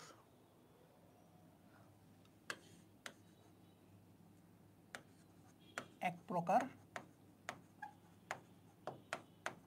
দেহগহ্বর। এখন ইম্পর্টেন্ট কথাটা হচ্ছে কি, সব ধরনের দেহগহ্বরই কিন্তু সিলোম হবে না, সব ধরনের দেহগহ্বরই কি সিলোম হবে না। কিছু কিছু স্পেশাল দেহগহ্বরই সিলোম হওয়ার যোগ্যতা রাখে। ক্লিয়ার? আর দেহগহ্বর একটা সংজ্ঞা আছে, আলিম স্যারের বই একদম সুন্দর করে দেওয়া আছে জিনিসটা। দেহগহ্বর কোথায় থাকে অ্যাকচুয়ালি? দেহের গহ্বর, তার মানে এরা থাকে হচ্ছে দুইটা জিনিসের মাঝখানে, একদম ভিতরে থাকে হচ্ছে পৌষ্টিক নালী, মাঝ বরাবর পৌষ্টিক নালী থাকে, এই যে পৌষ্টিক নালীর গহ্বরটা, এটা হচ্ছে পৌষ্টিক নালীর গহ্বর। আর বাইরে থাকে হচ্ছে দেহপ্রাচীর, এটা হচ্ছে দেহপ্রাচীর, এটা হচ্ছে পৌষ্টিক নালী বা পরিপাক নালী, যাই বলো না কেন, পৌষ্টিক নালী বা পরিপাক নালী। তো এই দুই নালীর মাঝখানে যদি কোনো গহ্বর থাকে, সেটাকে আমরা বলি হচ্ছে দেহ গহ্বর। তাহলে দেহ গহ্বরের সংজ্ঞাটা খুবই স্পেসিফিক ভাইয়া, দেহ গহ্বরের সংজ্ঞাটা খুবই কি ভাইয়া, স্পেসিফিক। সেটা হচ্ছে ইভেন মজার ব্যাপার হচ্ছে কি, যেটা প্রাণীগুলো ত্রিস্তরী হইতে হয়, দেহ গহ্বর কখনো দ্বিস্তরী প্রাণীতে পাওয়াও যায় না সেভাবে নর্মালি, তো ত্রিস্তরী প্রাণীতে পাওয়া যায়। বাট একটা জিনিস মাথায় রাখবা কি, দেহ গহ্বর কাদের মাঝখানে পাওয়া যাচ্ছে, পরিপাক নালী বা পৌষ্টিক নালী আর দেহ প্রাচীরের মাঝখানে পাচ্ছি, এই দুইটা জিনিসের মাঝে পাচ্ছি, পৌষ্টিক নালী দেহ প্রাচীরের মাঝে পাচ্ছি দেহ গহ্বরটা। ক্লিয়ার? এখন যেটা বলতেছিলাম যে সব ধরনের দেহ গহ্বরকে আমরা কখনোই সিলোম বলতে পারবো না। সিলোম খুবই স্পেশাল এক ধরনের দেহ গহ্বর, তাকে তিনটা ক্রাইটেরিয়া ফলো করতে হয়। চলো তিনটা কি শর্ত বা ক্রাইটেরিয়া তাকে ফিল আপ করতে হয় আমরা একটু জানি, সে এমন কি জিনিস একটু জানি। 1 2 3। 1 নাম্বার, এটা ত্রিস্তরী প্রাণী দেহে থাকবে, এই দেহ গহ্বরটা অবশ্যই ত্রিস্তরী প্রাণী দেহে থাকবে। যদিও নর্মালি সকল দেহ গহ্বরই আসলে ত্রিস্তরী প্রাণী দেহে থাকে, বাট আমি তারপরে এটা এক্সট্রা জোর করে লাগাচ্ছি কেন, কারণ ত্রিস্তরী প্রাণী না হইলে সমস্যা আছে, ইভেন সংজ্ঞার মধ্যে এখানে ইনক্লুড করতে হয়। শর্তগুলো কেন বলতেছি জানো, কারণ এই প্রত্যেকটা ওয়ার্ড যাতে সিলোমের সংজ্ঞায় ইনক্লুডেড হয়, কারণ তোমরা যখন সিলোমের সংজ্ঞা লেখো কোনো না কোনো পয়েন্ট বাদ দিয়ে দাও এবং তখনই সিলোমের সংজ্ঞাটা আর কমপ্লিট হয় না এবং নাম্বার পাও না, পুরা 0 পাও, আন্ডা পাও। সো এই জন্য মাথায় রাখবা, যতটা পয়েন্ট বলতেছে তিনটা পয়েন্টই আসতে হবে, আদারওয়াইজ তুমি আন্ডা পাবা, মাথায় রাখবা। 1 ত্রিস্তরী প্রাণী দেহের কথাটা উচ্চারণ করতে হবে, 2 এই যে গহ্বরটা, এটা ঠিক আছে পরিপাক নালী দেহ প্রাচীরের মাঝখানে, কিন্তু কোন লেয়ারে থাকবে, একটোডার্ম, মেসোডার্ম, এন্ডোডার্ম, কোন লেয়ারে? মেসোডার্ম লেয়ারে এই গহ্বরটা থাকতে হবে। এই গহ্বর বা এই ক্যাভিটিটা, বডি ক্যাভিটিটা, দেহ গহ্বর ইংরেজি কি বডি ক্যাভিটি, এই বডি ক্যাভিটিটা কোথায় থাকতে হবে ভাইয়া? এই বডি ক্যাভিটিতে থাকতে হবে অবশ্যই মেসোডার্মাল লেয়ারে।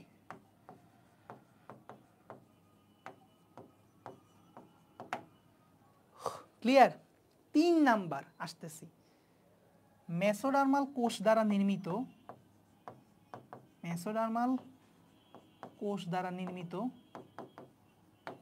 নির্মিত একটা পর্দা থাকা লাগবে, যে পর্দার নাম হচ্ছে পেরিটোনিয়াম পর্দা। ভেরি ভেরি ইম্পর্টেন্ট, পেরিটোনিয়াম পর্দা, এই পর্দা দ্বারা আবৃত থাকা লাগবে। ওই যে গহ্বরটা, এই গহ্বরটা পেরিটোনিয়াম পর্দা, একটা স্পেশাল পেরিটোনিয়াম পর্দা, যে পর্দার প্রতিটা কোষ আসবে হচ্ছে মেসোডার্ম থেকে। সেই জন্য বলতে হবে মেসোডার্মাল কোষ নির্মিত এই পর্দাটা, অর্থাৎ এই পর্দার প্রত্যেকটা কোষ হবে মেসোডার্মাল কোষ। ঠিক আছে? সো মেসোডার্মাল কোষ নির্মিত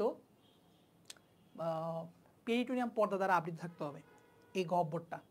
এবং মজার ব্যাপারটা হচ্ছে কি, যে পেরিটোনিয়াম পর্দার 2টা লেয়ার আছে, অর্থাৎ এই গহ্বরটাকে সে বাহিরের থেকেও সে আবৃত করে রাখবে, এই গহ্বরটার ভিতরের দিক থেকেও এটা একটা কাভারিং থাকবে। মানে গহ্বরটা সে টু সে এটা একটা গহ্বর, ধরো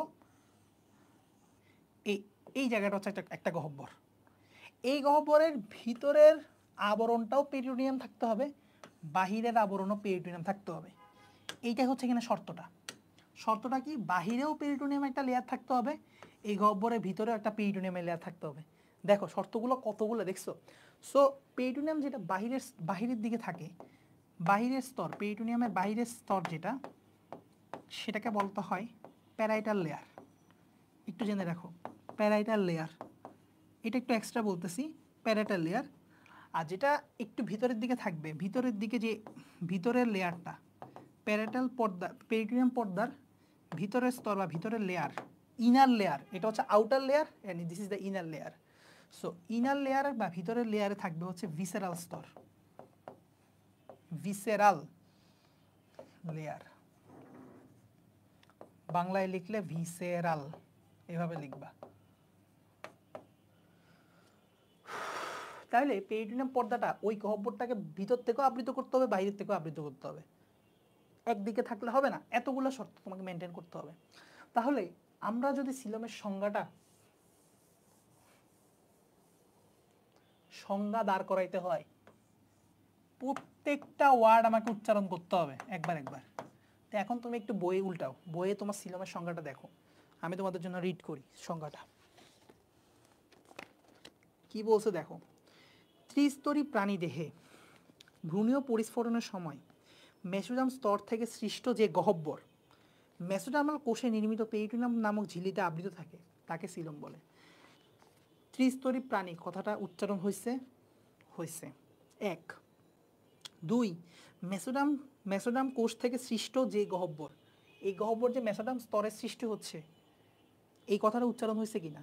3, এটা মেসোডার্মাল কোষে নির্মিত পেরিটোনিয়াম পর্দা দ্বারা আবৃত আছে কিনা বা ঝিল্লি দ্বারা আবৃত আছে কিনা। ঝিল্লি পর্দা সেম কথা, ঝিল্লি পর্দা সেম কথা, পর্দা আর ঝিল্লি সেম কথা, ঠিক আছে। এগুলোর ইংরেজি হচ্ছে মেমব্রেন। ঝিল্লি, পর্দা, মেমব্রেন এগুলো সব একই জিনিস, মনে রাখবা। ঝিল্লি বলো, পর্দা বলো, মেমব্রেন বলো, it's all the same. So দ্বারা আবৃত থাকবে, মিল পাইছো? তাহলেই সিলোমের সংজ্ঞা কমপ্লিট। এই 3টা ওয়ার্ডের একটা কিছু মিস করবেন, আসসালামু আলাইকুম টাটা, মিলবে না। তাহলে সিলোম হচ্ছে এমন এক ধরনের বিশেষ দেহগহ্বর যেটা আমি ত্রিস্তরী প্রাণী দেহ পাবো এবং মেসোডার্ম স্তরে সৃষ্টি হবে এই গহ্বরটা, এবং এই স্তরে মানে এই গহ্বরটা অবশ্যই মেসোডার্ম কোষ নির্মিত তোমার পেরিটোনিয়াম পর্দা দ্বারা বা ঝিল্লি দ্বারা আবৃত থাকতে হবে, তাহলে সেটাকে আমরা সিলোম বলবো। তাহলে বলছে কি সংজ্ঞা অনুযায়ী দেহ অভ্যন্তরীণ সকল গহ্বরই সিলোম না, বরং সিলোম ছাড়াও বিভিন্ন দেহগহ্বর দেহে উপস্থিত থাকতে পারে। দেখছো? সো এই হতো ঘটনা। এখন আসি তোমার কি বলবো, তোমার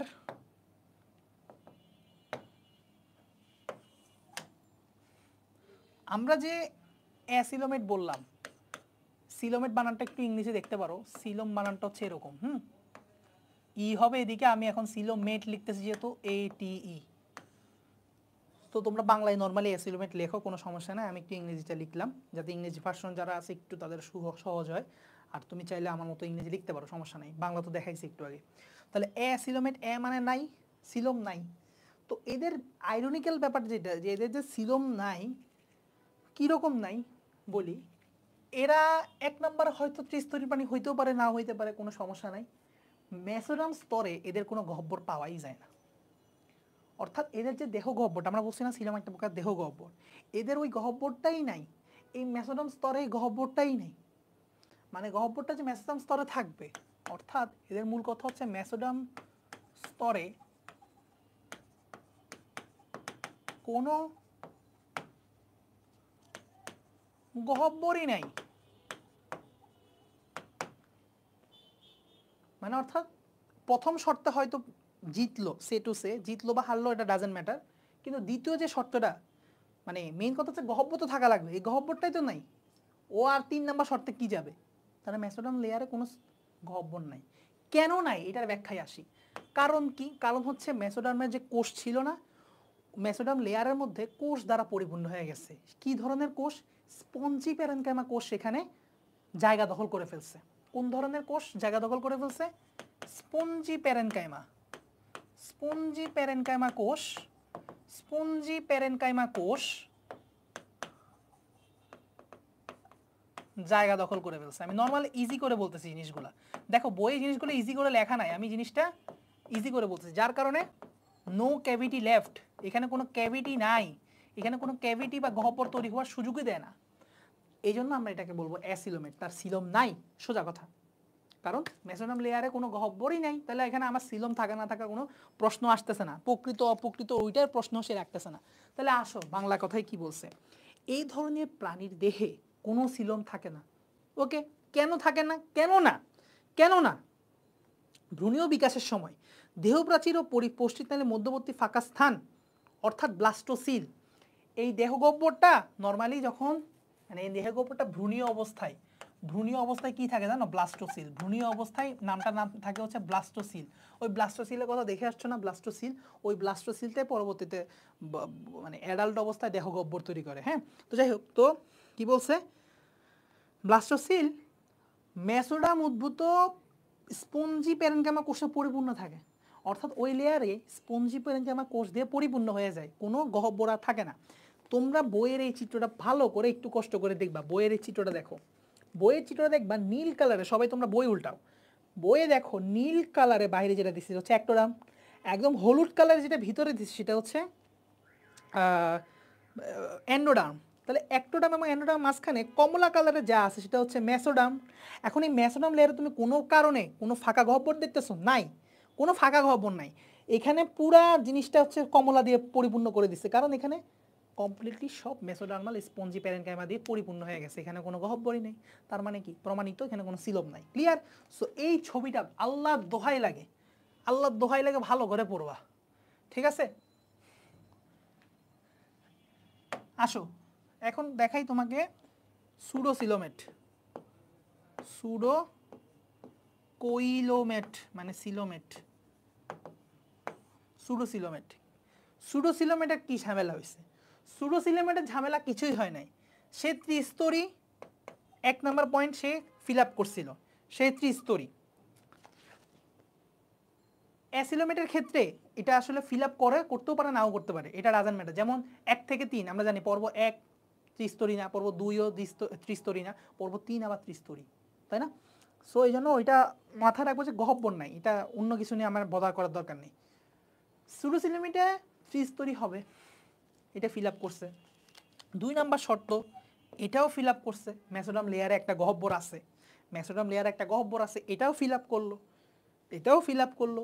3 নাম্বার শর্তে গিয়ে দেখা যায় কি হাফ ক্লিয়ার করছে, হাফ ফিল আপ করে নাই। হাফ ফিল আপ করছে বলতে দেখো একটু আল্লাহর দোহাই ছবিটার দিকে তাকাও, বইয়ের ছবিটা। কেন আল্লাহর দোহাই বলতেছে? কারণ এই ছবি ভালো করে পারতে হবে, শিখতে হবে, বারবার আঁকতে হবে, লেভেলিং সহ একদম মুখস্থ করে ফেলবা, কারণ এটা তোমাদের সৃজনশীলে আসবে রে ভাই। বুঝে না বুঝে জানলে পারো পড়তে হবে, কিন্তু আমি তো তোমার বুঝে দিতেছি, তাহলে এখন জিনিসটা সোজা হবে। দেখো নীল কালারে এটা হচ্ছে কি বাহিরের অ্যাক্টোডার্ম, ভিতরে হলুদ কালারে বলছে অ্যানোডার্ম, তাহলে মাঝখানে কমলা কালারে থাকার কথা কি মেসোডার্ম, কিন্তু কমলা কালারের কিছু দেখতেছি না, বাট তাও একটু সুতার মতো করে বাইরের দিকে কিছু দেখতেছি, অর্থাৎ বাহিরের দিকে মেসোডার্মের কিছু একটা পর্দা বা ঝিল্লি রয়ে গেছে।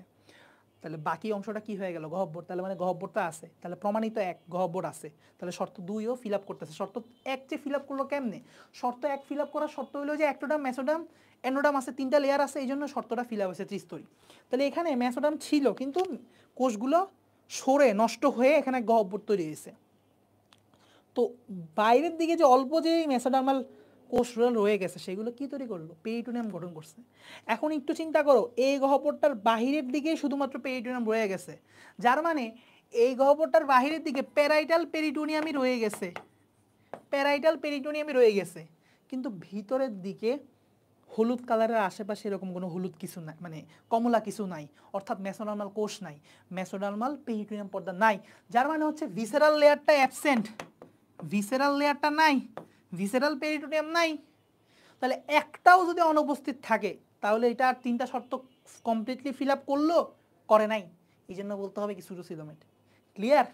দেখো এত ভালো করে কেউ পড়াবে না ভাই, কারণ এগুলো নিয়ে বইয়ে ভালো করে লেখেই নাই। তুমি ছবি দেখে যদি এখন ভালো করে পড়তে পারো তোমার অনেক স্যাটিসফ্যাকশন কাজ করবে, ইয়েস আমি প্রত্যেকটা জিনিস ছবি আঁকতেছি এবং ছবিটা বুঝে বুঝে আঁকতেছি, ভাইয়া বলছে এটা প্যারাটাল আছে, এটা ভিটারাল নাই, আমি এখন সব বুঝে বুঝে আঁকতে পারতেছি। দেখো ইউসিলোমেট, এটা আল্লাহর মধ্যে সব আছে, সব সব আছে, সব কমপ্লিট। দেখো 3টা স্তর পাবা, তারপরে মেসোডার্ম লেয়ারে গহ্বর পাইছো, গহ্বর পাওয়ার পর পেরিটোনিয়াম পর্দার দিকে একটু তাকাও, বাহিরের দিকেও কমলা কালারের জিনিসপাতি আছে, আবার হলুদ কালারের যে অ্যানোডার্ম, অ্যানোডার্মের চারপাশেও আবার পেরিটোনিয়াম পর্দা আছে কমলা কালারের, মেসোডার্মাল কোষ দিয়ে নির্মিত। তার মানে প্রমাণিত কি যে বাইরের ভিসেরাল, বাহিরের প্যারাটাল পেরিটোনিয়াম আছে, ভিতরে ভিসেরাল পেরিটোনিয়াম আছে, দ্যাটস ওয়াই এটা হচ্ছে কমপ্লিট একটা ছিল। তাহলে আল্লাহর দোহাই এই 3টা ছবি বইয়ের মতো করে শিখবা। আমি ছবিগুলো এঁকে টাইম নষ্ট করতেছি না, বাট তোমরা যদি কেউ একজনেও যদি বলো যে ভাই আমি ছবিগুলো আঁকতে পারতেছি না, পরের ক্লাসে আমি এঁকে দিব, বাট এটা আমি টাইম নষ্ট মনে করতেছি, কারণ বইয়ে এই ছবিগুলো অত্যন্ত সুন্দর করে আঁকা, এটা না বুঝার কোনো কারণ নাই। ঠিক আছে, তোমরা অবশ্যই বই থেকে ছবিগুলো দেখে নিবা। উফ আমার গলা ব্যথা করতেছে, মাথা ব্যথা করতেছে আজকে, কেন জানি অনেকদিন পর ক্লাস নিতে আসছি এই জন্য মনে হইতেছে। আচ্ছা, তো আমরা লাস্ট টপিক প্রতিসাম্যতা পড়ায় শেষ করব। সো তার আগে আমরা প্রতিসাম্য জিনিসটা কি আমরা একটু বুঝতে হবে। দেখো শব্দটা কিন্তু প্রতিসাম্য, হ্যাঁ, প্রতিসাম্য তা না, যদিও আমরা বলি এটা বলার ভুল, হয় শব্দটা প্রতিসাম্য, না হয় শব্দটা হচ্ছে প্রতিসমতা, যে কোনো একটা, দুইটা না। তাহলে ইংরেজি হচ্ছে সিমেট্রি। এখন সিমেট্রি জিনিসটা হয়তো তোমাদের বোঝা উচিত, তোমরা ম্যাথে অনেক সিমেট্রি দেখে আসছো। আমরা ম্যাথে জিনিসটা কেমনে বর্ণনা করতাম, যে ধরো সে টু সে একটা ত্রিভুজ আছে, একটা ত্রিভুজ আছে, এই ত্রিভুজটাকে কতবার সদৃশ সমান অংশে ভাগ করা সম্ভব, এটাই হচ্ছে প্রতিসমতার কনসেপ্ট ছিল ম্যাথে। অর্থাৎ আমি যদি কোনো একটা ছবিকে সদৃশ দুটা সমান অংশে ভাগ করতে পারি, এই ঘটনাটাকেই বলা হইতো কি, প্রতিসমতা। একটা নির্দিষ্ট অক্ষের সাপেক্ষে, কি বললাম, একটা নির্দিষ্ট অক্ষের সাপেক্ষে কোনো একটা বস্তুকে সদৃশ দুইটা সমান অংশে ভাগ করার ঘটনাটাকে প্রতিসাম্যতা অথবা প্রতিসাম্য বলা উচিত, প্রতিসাম্য বা প্রতিসমতা বলে। এই লেখাটা পারলে নিজের মতো করে লিখে রাখতে পারো। বইয়ে একটা কঠিন সংজ্ঞা আছে, চাইলে তুমি ভাইয়ার এই সংজ্ঞাটা লিখলেও তোমাকে কেউ কাটবে না। জিনিসটাকে একটা নির্দিষ্ট অক্ষের সাপেক্ষে কোনো একটা বস্তু, বস্তু না বলে তোমরা বলবা প্রাণীদেহকে সদৃশ সমান অংশে ভাগ করার বিষয়টাকে বা ঘটনাটাকে প্রতিসমতা বা প্রতিসাম্য বলে বা সিমেট্রি বলে। যেমন আমরা ম্যাথে সিমেট্রিটা কীভাবে পড়তাম, যে দেখো আমরা এইভাবে একবার ভাগ করলে দুটা সমান অংশ পাচ্ছি, আবার সে টু সে এই ত্রিভুজটাকেই এইভাবে ভাগ করলে সদৃশ দুইটা সমান অংশ পাচ্ছি, আবার এই ত্রিভুজটাকে আমরা যদি এইভাবে ভাগ করতাম তাও সদৃশ সমান অংশ পাচ্ছি। কিন্তু এরপরে আর কোনোভাবেও কি এদেরকে ভাগ করলে কোনো একটা অক্ষের সাপেক্ষে সদৃশ দুইটা সমান অংশ পাওয়া সম্ভব? আর এমন কোনো অক্ষ খুঁজে পাবা, এখানে একটা অক্ষ পাইছে, দুইটা অক্ষ পাইছে, তিনটা অক্ষ পাইছে, অর্থাৎ তিনবার সম্ভব একে সদৃশ সমান অংশে ভাগ করা, এরপর আর সম্ভব না। ত্রিভুজের তিন ধার, এজন্য প্রতিসমতাও কত, 3। তাহলে এই ঘটনাটাকে আমরা চাইলে বলতে পারি প্রতিসমতা 3। আমি যা লেখাচ্ছি, যা পড়াচ্ছি প্রত্যেকটা কারণ সঙ্গত। কারণ তুমি যদি ম্যাথের কনসেপ্টে প্রতিসমতা না বুঝো, তুমি কখনো ইজি করে প্রতিসমতা পড়তে পারবা না। তোমার বইয়ে প্রতিসাম্য যা আছে তুমি মুখস্থ করবা, সিলম এখন তুমি দেখবা বইয়ে যা আছে তোমার জীবনেও আর মুখস্থ করা লাগবে না। তুমি নিজের ভাষা শৈলী ব্যবহার করে তুমি যাই লেখো না কেন, সবচেয়ে মোস্ট কারেক্ট ইনফরমেশন তুমি বায়োলজিক্যালি কারেক্ট থাকবা। ক্লিয়ার? এটা মাথায় রাখবা। আচ্ছা, তাহলে এটার প্রতিসমতা হচ্ছে 3। ধরো সে টু সে আমি একটা চতুর্ভুজ আঁকলাম, এটার প্রতিসমতা কত হবে? 4। কারণ এই অংশ, এই অংশ, তারপর এই অংশ, এই অংশ, 4 অক্ষ দিয়ে আমি আসলে ভাগ করা সম্ভব, 4 বারই সদৃশ সমান।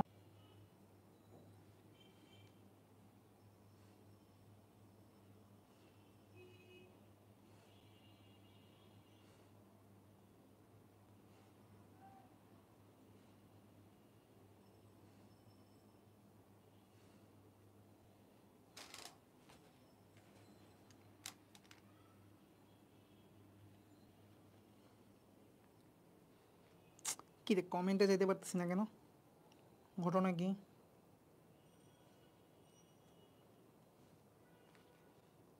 কমেন্টে পড়তে পারতেছি না, ঘটনা কি হলো?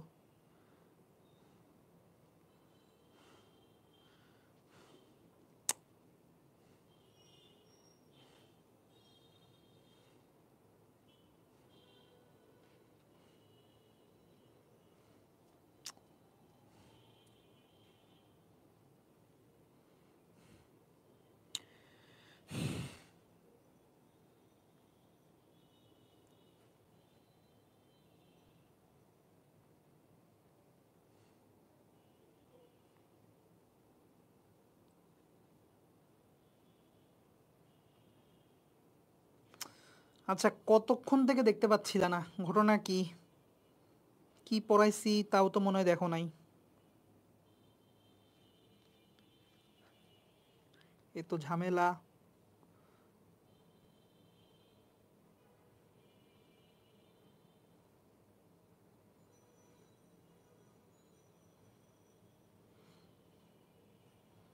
বুঝছি, কানেকশন প্রবলেম ছিল। তাইলে তোমাদের কাছে আমি জিজ্ঞেস করছিলাম কি, এই যে বৃত্তটা, এই বৃত্তের প্রতিসমতা কত হবে? এটা পড়াইতে পড়াইতে আমি আরো কিছু জিনিসপত্র পড়াইছি আগে, যেটা তুমি দেখো নাই হয়তো। এই পুরো জিনিসটা আমি লিখছি এতক্ষণ। আচ্ছা, তো একটু বলি, এটা হচ্ছে কমপ্লিটলি এক্সট্রা ইনফরমেশন। তোমাদের আরেকটা ক্লাসিফিকেশন আছে সিলোমের, অ্যানাদার ক্লাসিফিকেশন অফ সিলোম। সিলোমকে আরো দুই ভাগে ভাগ করছে তোমাদের আলিম স্যারের বইয়ে। এটা গত এডিশনের হচ্ছে তোমার আলিম আজমল স্যারের বই এটা ইনক্লুড করছিল, বাট পরে আবার নতুন এডিশনে এটাকে এক্সক্লুড করে দিচ্ছে। বাট স্টিল আমি তোমাকে পড়াই দিচ্ছি, কারণ আমার কোর্স হচ্ছে basic to advance biology. So advance জিনিসপত্র একটু পড়াই দিব, যেটা অ্যাডমিশনে গিয়ে তোমাদের কাজে লাগতে পারে এক্সট্রা ইনফরমেশন হিসেবে। সো বাকিরা যা পড়বে তার থেকে তুমি একটু বেশি যদি পড়তে চাও, তাহলে সেটাও তুমি আমার কোর্সে পাওয়া। আর তুমি যদি না পড়তে চাও, সেটা তোমাকে আমি বলে দিব, এটা হচ্ছে এক্সট্রা। না পড়তে চাইলে আসসালামু আলাইকুম টাটা, দরকার নাই, এই পার্টটা পড়বা না। তো সিলোমকে আরো দুটো ভাগ করছে, সাইজোসিলাস সিলোম এবং এন্টারোসিলাস সিলোম। তো সাইজোসিলাস সিলোম এবং এন্টারোসিলাস সিলোমের দুইটা বেসিক ডিফারেন্স কি জানো? যে বেসিক ডিফারেন্সটা বুঝো, সেটা হচ্ছে কি, এই ক্ষেত্রে একটা মেসোডার্মাল পাউচ থাকে। মানে ওই গ্যাস্ট্রুলা দশা পড়ছো না, গ্যাস্ট্রুলার মধ্যে আর্কেন্টেরন থাকে, আর্কেন্টেরনে একটা এরকম পাউচ তৈরি হয়। দরকার না এত ডিটেলস, মানে মাথায় রাখো, ভ্রূণীয় অবস্থায় একটা মেসোডার্মাল পাউচ থাকে। এই পাউচ থেকে যদি সিলোমটা সৃষ্টি হয়, তাহলে সেটা হচ্ছে এন্টারোসিলাস সিলোম। বাট এরকম কোনো পাউচ থেকে তৈরি হইল না, তাহলে সেই ক্ষেত্রে এটা কি, সাইজোসিলাস সিলোম। এখন তাইলে সাইজোসিলাস সিলোম কোত্থেকে তৈরি হইলো? যদি পাউচ থেকে তৈরি না হয়, তাহলে কেমনে এবার তৈরি হইলো? মেসোডার্মাল কোষের যে লেয়ারটা ছিল না, এই লেয়ারের মাঝখানে একটা ফাড়া তৈরি হয়। কীরকম? ধরো সেটুস একটা কাগজের কথা চিন্তা করো। এই কাগজের মাঝখানে তুমি যদি ব্লেড দিয়ে পুঁজ মারো, কি করো? ব্লেড দিয়ে যদি পুঁজ মারো, তাহলে কি মাঝখানে একটা ছিদ্র তৈরি হবে না, একটা গহ্বর তৈরি হবে না? এক্স্যাক্টলি। সো মেসোডার্মাল কোষের লেয়ারের মাঝখানে একটা স্প্লিট চলে যায়। স্প্লিট মানে পুঁজ, স্প্লিটিং হয়। সো স্প্লিট দিলে একটা গহ্বর তৈরি হয়ে যায়, সেটা হচ্ছে আমার সাইজোসিলাস সিলোম। এই ক্ষেত্রে কোনো মেসোডার্মাল পাউচের ভূমিকা নাই। এই এতটুকু পার্ট পড়াইছি আর উদাহরণগুলো পড়াই দিছি। মলাস্কা আর্থ্রোপোডা হচ্ছে সাইজোসিলাস সিলোমের উদাহরণ, আর হচ্ছে অ্যাকানোডার্মাটা করার। হ্যাঁ, এই জিনিসটা এক্সট্রা পড়াইছিলাম, এটা হয়তো তখন লাইভে ইনক্লুড হয় নাই। Okay, Shahriar Tanvir, very good answer. সার্কেলের ক্ষেত্রে প্রতিসমতা হচ্ছে ইনফিনিটি। এটাই আমি বলতেছিলাম যে অসীম, কারণ এটাকে ভাগ করতেই থাকবো। এই ক্ষেত্রে আমি কোনো পাবো না, মানে কি বলবো, থলকুল পাবো না। যে এই ক্ষেত্র ভাগ, মানে সরি টু সে, এই কেন্দ্র বরাবর এইভাবে ভাগ করলে পাবো, এইভাবে ভাগ করলে পাবো, এইভাবে ভাগ করলে সমান ভাগ, অসীম ভাগ করা সম্ভব। তাহলে মানে হচ্ছে প্রতিসমতা অসীম। ক্লিয়ার? এখন আমি এটা কেন পড়াইলাম, কারণ এইভাবে আমি এখন পড়াই দিব তোমাদেরকে কয়েকটা জিনিস, যে প্রতিসমতা আমাদের বই অনুযায়ী কয় প্রকার? 5 প্রকার। কয় প্রকার ভাইয়া? বই অনুযায়ী মুখস্থ করো। কয় প্রকার? পরীক্ষা প্রশ্ন আসবে 1 নম্বরে। প্রতিসমতা কয় প্রকার? 5 প্রকার। কয় প্রকার? 5 প্রকার। আরো অনেক ধরনের প্রতিসমতা আছে, বাট মূল প্রতিসমতা কয় প্রকার? 5 প্রকার। কি কি? চলো। 1, গোলীয়। সবাই ভাইয়ার সাথে বলো, গোলীয়। 1, গোলীয়। ইংলিশে বললে রেডিয়াল সিমেট্রি। গোলীয় কি রেডিয়াল নাকি? ওয়েট, রেডিয়াল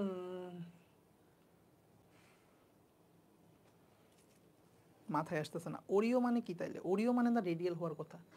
গোলীয় মানে তো হচ্ছে কি spherical, sorry to say, yes, গোলীয় মানে স্ফেরিক্যাল। আচ্ছা বাদ দাও, ইংলিশ ভাষণে এটা পড়াচ্ছি, দাঁড়াও আগে বাংলাটা পড়াইনি। হ্যাঁ, মাথায় রাখবা, গোলীয়র পর আসবে কি? ওরিও। গোলীয়র পর কি আসবে হ্যাঁ? ওরিও। মনে রাখবা, গোলীয়, মাথায় এভাবে রাখবো। তারপরে আছে ওরিওর পর আসবে দ্বি ওরিও, ওরিওর পর আসবে দ্বি ওরিও। শেষ। দ্বি ওরিওর পর আসবে, যেহেতু দ্বি বলে ফেলছি, তাহলে দ্বিপার্শ্বীয়। অ্যান্ড লাস্ট অফ অল, কোনো প্রতিসমতা পাবো না, তাহলে সেটাকে বলবো অপ্রতিসাম্য। এটা আবার প্রকারভেদে ইনক্লুড করছে, কিছু করার নাই আজমল স্যার, কারণ আমার তো কিছু করার নাই। ইংরেজিগুলো কি, ওরিওর ইংরেজি হচ্ছে রেডিক্যাল মনে হয়, রেডিয়াল। তারপর এটা হবে খুব সম্ভবত বাই রেডিয়াল। তারপর পার্শ্বীয় ইংরেজি হচ্ছে ল্যাটারাল, তাহলে বাইল্যাটারাল। হ্যাঁ, বাইল্যাটারাল। অপ্রতিসাম্য মানে হচ্ছে অ্যাসিমেট্রি। এ মানে হচ্ছে নাই আর কি, সোজা কথা। তাহলে এই হলো ইংরেজিগুলো সব বলে দিলাম। হ্যাঁ, তো তাহলে মুখস্থ হবে তো গোলীয়, ওরিও, দ্বি ওরিও, দ্বিপার্শ্বীয় এবং অপ্রতিসাম্য। এখন এগুলোর উদাহরণ পরীক্ষা সবচেয়ে বেশি আসে। এগুলোর উদাহরণ এমসিকিউতে আসে। এমসিকিউতে 5 স্টার, মানে এগুলোর উদাহরণ এমসিকিউতে খুব বেশি আসে। সো এই জন্য আমি এগুলো মনে রাখার টেকনিক সহ পড়াই দিব, কোনো টেনশন নেই, কিন্তু আগে জিনিসগুলো বুঝো, জিনিসগুলো একটু বুঝতে হবে। আসো আমরা হেডলাইন দেই। হেডলাইন হচ্ছে গোলীয় ফার্স্টে।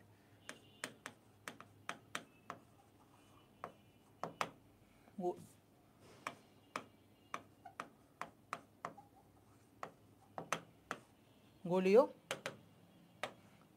গোলীয় পড়ানোর পর আসবো হচ্ছে অরীয়, অরীয় পড়ানোর পর আসবো হচ্ছে দ্বি অরীয়, দ্বি অরীয় পড়ানোর পর দ্বিপার্শ্বীয়, দ্বিপার্শ্বীয় শেষে হচ্ছে অপতিসাম্য শেষ। আচ্ছা জিনিসটা একটু ইনজাস্টিস হয়ে যাচ্ছে। গোলীয়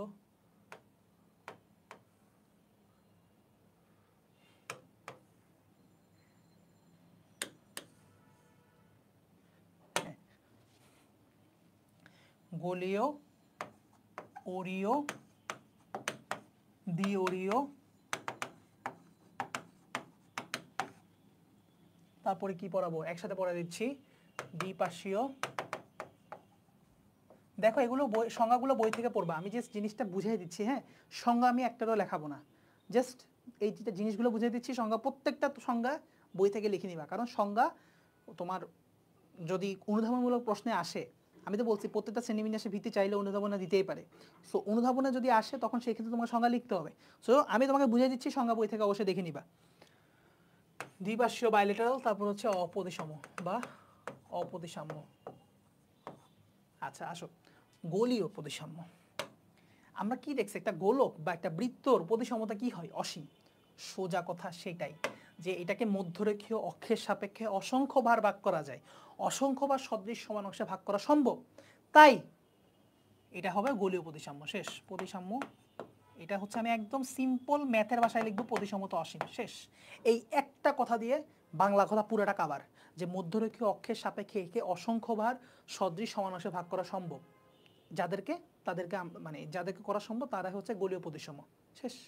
তো গোলীয় প্রতিসাম্যর উদাহরণ পরে আসতেছি, আগে আসো এখন মনে রাখবা আমরা জিনিসটাকে কমের দিকে যাব আস্তে আস্তে। দেখো অসীম থেকে শুরু করছি, প্রতিসাম্যতা একদম শেষে গিয়ে ঠেকাবে হচ্ছে জিরোতে। দেখো এত সুন্দরভাবে কে পড়াবে আমি জানি না, বাট আমি এই জিনিসটা আমি একটা পড়াইতে স্টুডেন্ট পড়াইতে আমার একটা মানে কি বলবো টেকনিক আমি বের করে ফেলছি, যে এই জিনিসটা আসলে কি খুব সুন্দর।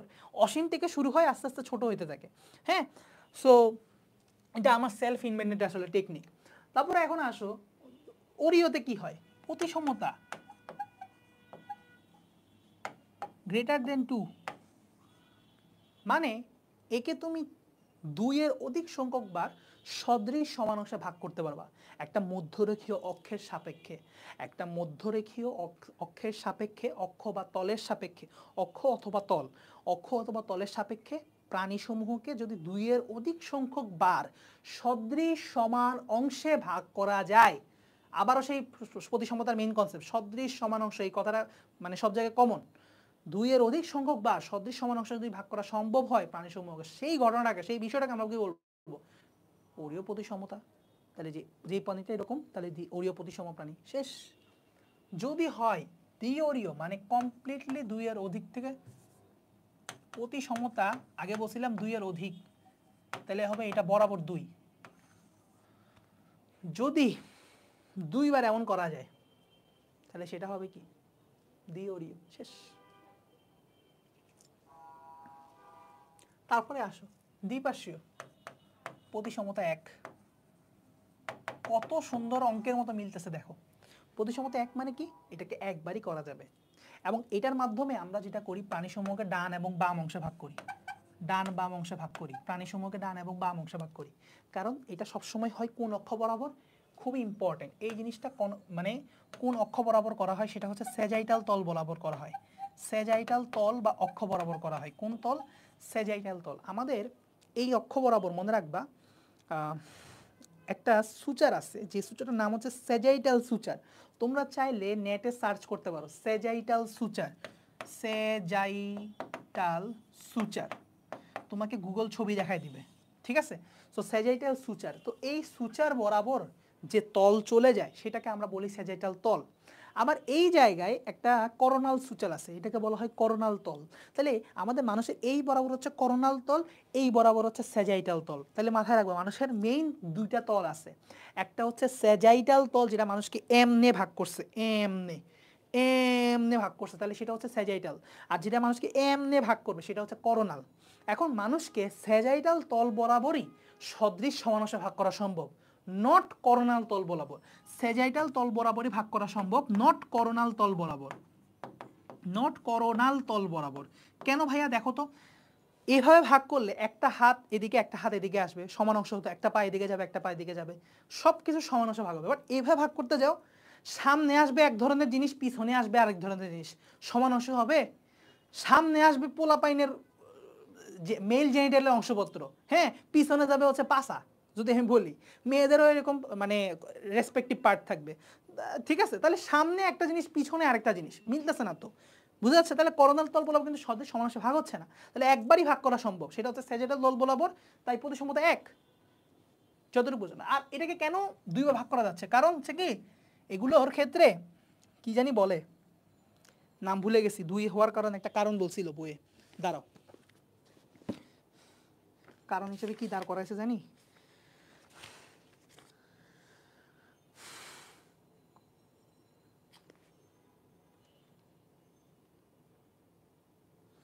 অঙ্গের সংখ্যা একটি বা এক জোড়া হওয়ার কারণে এগুলোকে দুইটা তল বরাবর পরস্পর সমকোণে, এবং এই তলগুলো কি হয় পরস্পর সমকোণে, এই দুইটা তল পরস্পর 90 ডিগ্রিতে থাকে, সরি এখানে না, কথাটা এক,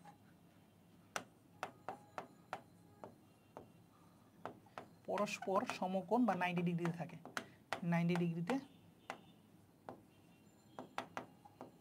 তাহলে এই তল দুটা পরস্পর 90 ডিগ্রিতে থাকবে, ঠিক আছে? এরকম দুইটা তলে ভাগ করা যাবে। আর এদের এরকম মানে এক জোড়া অঙ্গ থাকার কারণে এরকম জিনিসটা হয়। আচ্ছা, তারপরে আসো, প্রতিসমতা শূন্য মানে কি? এদেরকে কোনো কোনো তল বরাবরই, এমন কোনো তলই নাই যে তল বরাবর আমি সদৃশ সমানুষে ভাগ করতে পারবো। যেমন একটা ক্লাসিক্যাল এক্সাম্পল, এমিবা, চারপাশে ঘনপথ ছড়া রাখে, এটা এদিকে চাও না কেন সমানভাবে ভাগ করতে পারবো না, তাই না? তো আমরা এখন আসে উদাহরণগুলো পড়াই দিব, যেটা এমসিকিউতে আসে। আমাদের লাস্ট টপিক শেষ, পড়াই শেষ। এক্সাম্পল মনে রাখার উপায় হচ্ছে, ভোর হলো, এটা দিয়ে মনে রাখবা, ঠিক আছে? কি বললাম? ভোর হলো, ভোর দিয়ে মনে রাখবা ভলভক্স, আর দিয়ে মনে রাখবা রেডিওলারিয়া, এইচ দিয়ে মনে রাখবা হেলিওজোয়া, শেষ। ওরিও প্রতিসম্পূর্ণ উদাহরণ মনে রাখবা নিডারিয়া আর হচ্ছে একানোডার্মাটা, শেষ। নিডারিয়াতে কারা কারা পড়ে? হাইড্রা, জেলিফিশ, এগুলো, তাই না? হাইড্রা, জেলিফিশ এগুলো। তারপরে একানোডার্মাটা কি পড়ে? স্টারফিশ, সমুদ্র শসা, সমুদ্র তারা ইত্যাদি এইসব টাইপের জিনিসপত্র। তো তোমরা ওই যে যখন মানে পর্বের উদাহরণগুলো পড়বা তখন এমনি হয়ে যাবে। আমরা জাস্ট এখানে টেকনিকটা মনে রাখবো, একানোডার্মাটার নিডারিয়া পড়বে, শেষ। আর বেশি মনে রাখবো না, এটা খুবই ইম্পর্টেন্ট। তারপরে আসো, অ্যাকচুয়ালি একানোডার্মাটার ক্ষেত্রে এটাকে ওরিও বলে না, এটাকে অ্যাকচুয়ালি বলা হয় পঞ্চ ওরিও, মানে ওরিওর একটা আলাদা ভার্সন, পঞ্চ ওরিও। আর আরেকটা জিনিস বলি, নিডারিয়ার মধ্যে জেলিফিশ আছে, জেলিফিশের প্রতিসম্যটাকে অনেক সময় কি বলা হয় জানো? চৌর্তুরীয় প্রতিসম্যতা, চৌর্তুরীয়, ওরিও কিন্তু চৌর্তুরীয় প্রতিসম। জেলিফিশের প্রতিসম্যতাকে এরকম আলাদা করে আলিম স্যারের বইয়ে সম্মত আলাদা করে দেয়া চৌর্তুরীয় প্রতিসম্য নামে। তাহলে চৌর্তুরীয় প্রতিসম্য নামে কোনো কিছু যদি থাকে একমাত্র সেটা হচ্ছে জেলিফিশ। আচ্ছা, যেটা নিডারিয়া পরের মধ্যে পড়ছে। আচ্ছা, তারপরে আসো দ্বি ওরিওর মধ্যে কারা পড়ছে। মনে রাখবা সি যুক্ত আলতু ফালতু অনেক জিনিস আছে, সেগুলো সি যুক্ত দুইটা জিনিস আছে, একটা হচ্ছে টেনোফোরা, টেনোফোরা, আরেকটা হচ্ছে সিওলোপ্লানা, সিওলোপ্লানা, এই দুইটা হচ্ছে দ্বি ওরিও, শেষ। তারপরে দ্বিপার্শ্বীয় মনে রাখবো হচ্ছে বাকি সবাই, যাদের কথা আমরা জানি না, মেনশন করব না, সবাই, কর্ডাটা হোক, এনিলিডা হোক, যেই হোক না কেন, বাকি সবাই হবে হচ্ছে দ্বিপার্শ্বীয়, সবচেয়ে বেশি হচ্ছে দ্বিপার্শ্বীয় হবে। আর অপ্রতিসম উদাহরণ মনে রাখা খুব ইজি, মনে রাখবা এক পরিফেরা, পরিফেরাতে যে স্পঞ্জ আছে, পরিফেরা অর্থাৎ স্পঞ্জ, পরিফেরা পর্বের প্রাণীদেরকে সাধারণ নামে ডাকা হয় কি নাম জানো? স্পঞ্জ, বলে দিলাম, স্পঞ্জ ডাকা হয়। তারপরে হচ্ছে স্পঞ্জ, তারপর হচ্ছে মলাস্কা পর্বে একটা স্পেশাল প্রাণী আছে যেটার নাম হচ্ছে আপেল শামুক, নাম কি? আপেল শামুক, এই আপেল শামুক অথবা এদেরকে বলা হয় পরিণত গ্যাস্ট্রোপড। পরিণত গ্যাস্ট্রোপড, এইটা কয়েকবার বোর্ড প্রশ্ন আসছে। অপ্রতিসমর উদাহরণটা পরিণত গ্যাস্ট্রোপড আপেল শামুক অনেকবার আসছে। সো ভালো করে পড়তে হবে। এই পুরা চার্টটা কেউ যদি এইভাবে সামারি করে পড়তে পারে, তার মাথার মধ্যে সব ঘুরতে থাকবে, সে বানাই যে কোনো কিছু লিখতে পারবে এখান থেকে। তারপর যা এমসিকিউ আসবে সব পারবে, আমি গ্যারেন্টি দিয়ে বলতে পারি ইনশাল্লাহ। সো আজকের জন্য এতটুকুই ক্লাস। আমরা মোটামুটি আমাদের শ্রেণীবিন্যাসে ভিত্তি সহ যা আছে সব পড়ে ফেলছি। আমরা আগামী ক্লাস থেকে চেষ্টা করব কি মানে পর্বগুলো বৈশিষ্ট্য ডিরেক্ট চলে যেতে। আরও কিছু খুচরা জিনিসপত্র আছে, যেমন আমি আচ্ছা দাঁড়াও আমি একটু লিখে রাখি, মানে ভুলে যাব। এই যে তোমার 3টা কথা আমি পড়াবো, মানে নামকরণ, দ্বিপদ নামকরণে অনেক নিয়ম তো তোমরা হয়তো জানো, মানে ল্যাটিন ভাষায় হইতে হয়, তাই না? তারপর হচ্ছে তোমার ক্যাপিটাল লেটার হবে, স্মল লেটার হবে। তো দ্বিপদ নামকরণ নিয়মগুলো আমি হয়তো দেখাই দিব, কিন্তু দ্বিপদ নামকরণ নিয়মগুলো বই থেকে একটু দেখে নিও।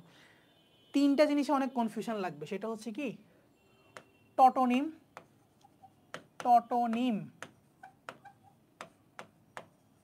টটোনিম,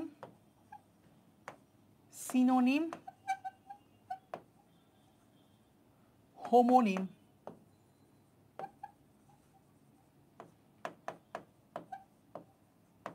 এই 3টা টার্ম নিয়ে তোমাদের ব্যাপক কনফিউশন লাগবে, যেটা তোমাদের আজমল স্যারের বইয়ে না সুন্দর করে দেয়া নাই। আলিম স্যারের বই থেকে তোমরা পড়ে নিতে পারো, অথবা আমি পড়াই দেবো, একটু কোনো প্রবলেম নাই।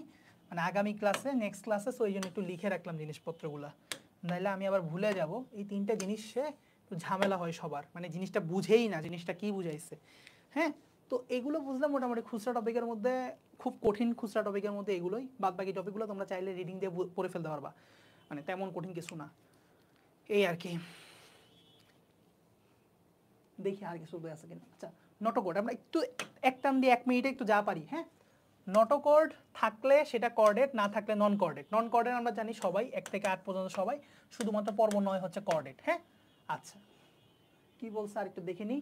পোস্টিকনালি, সোজা কথা, পোস্টিকনালি যাদের থাকবে না তারা হচ্ছে প্যারাজোয়া, না থাকলে প্যারাজোয়া। একমাত্র হচ্ছে পরিফেরা পর্বত প্রাণী হচ্ছে প্যারাজোয়া, প্যারাতে পরিফেরা, শেষ।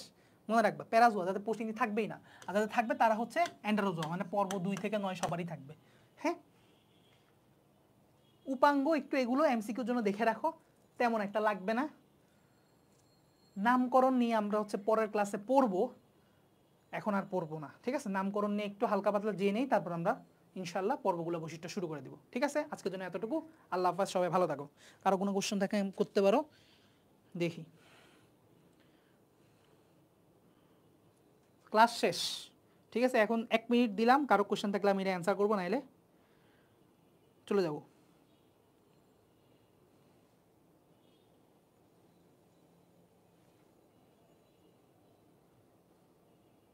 ঠিক আছে, কোশ্চেন নেই তাহলে আমি ছেড়ে দিই, টাইম নষ্ট না করি। ওকে, ঠিক আছে, আল্লাহ হাফেজ।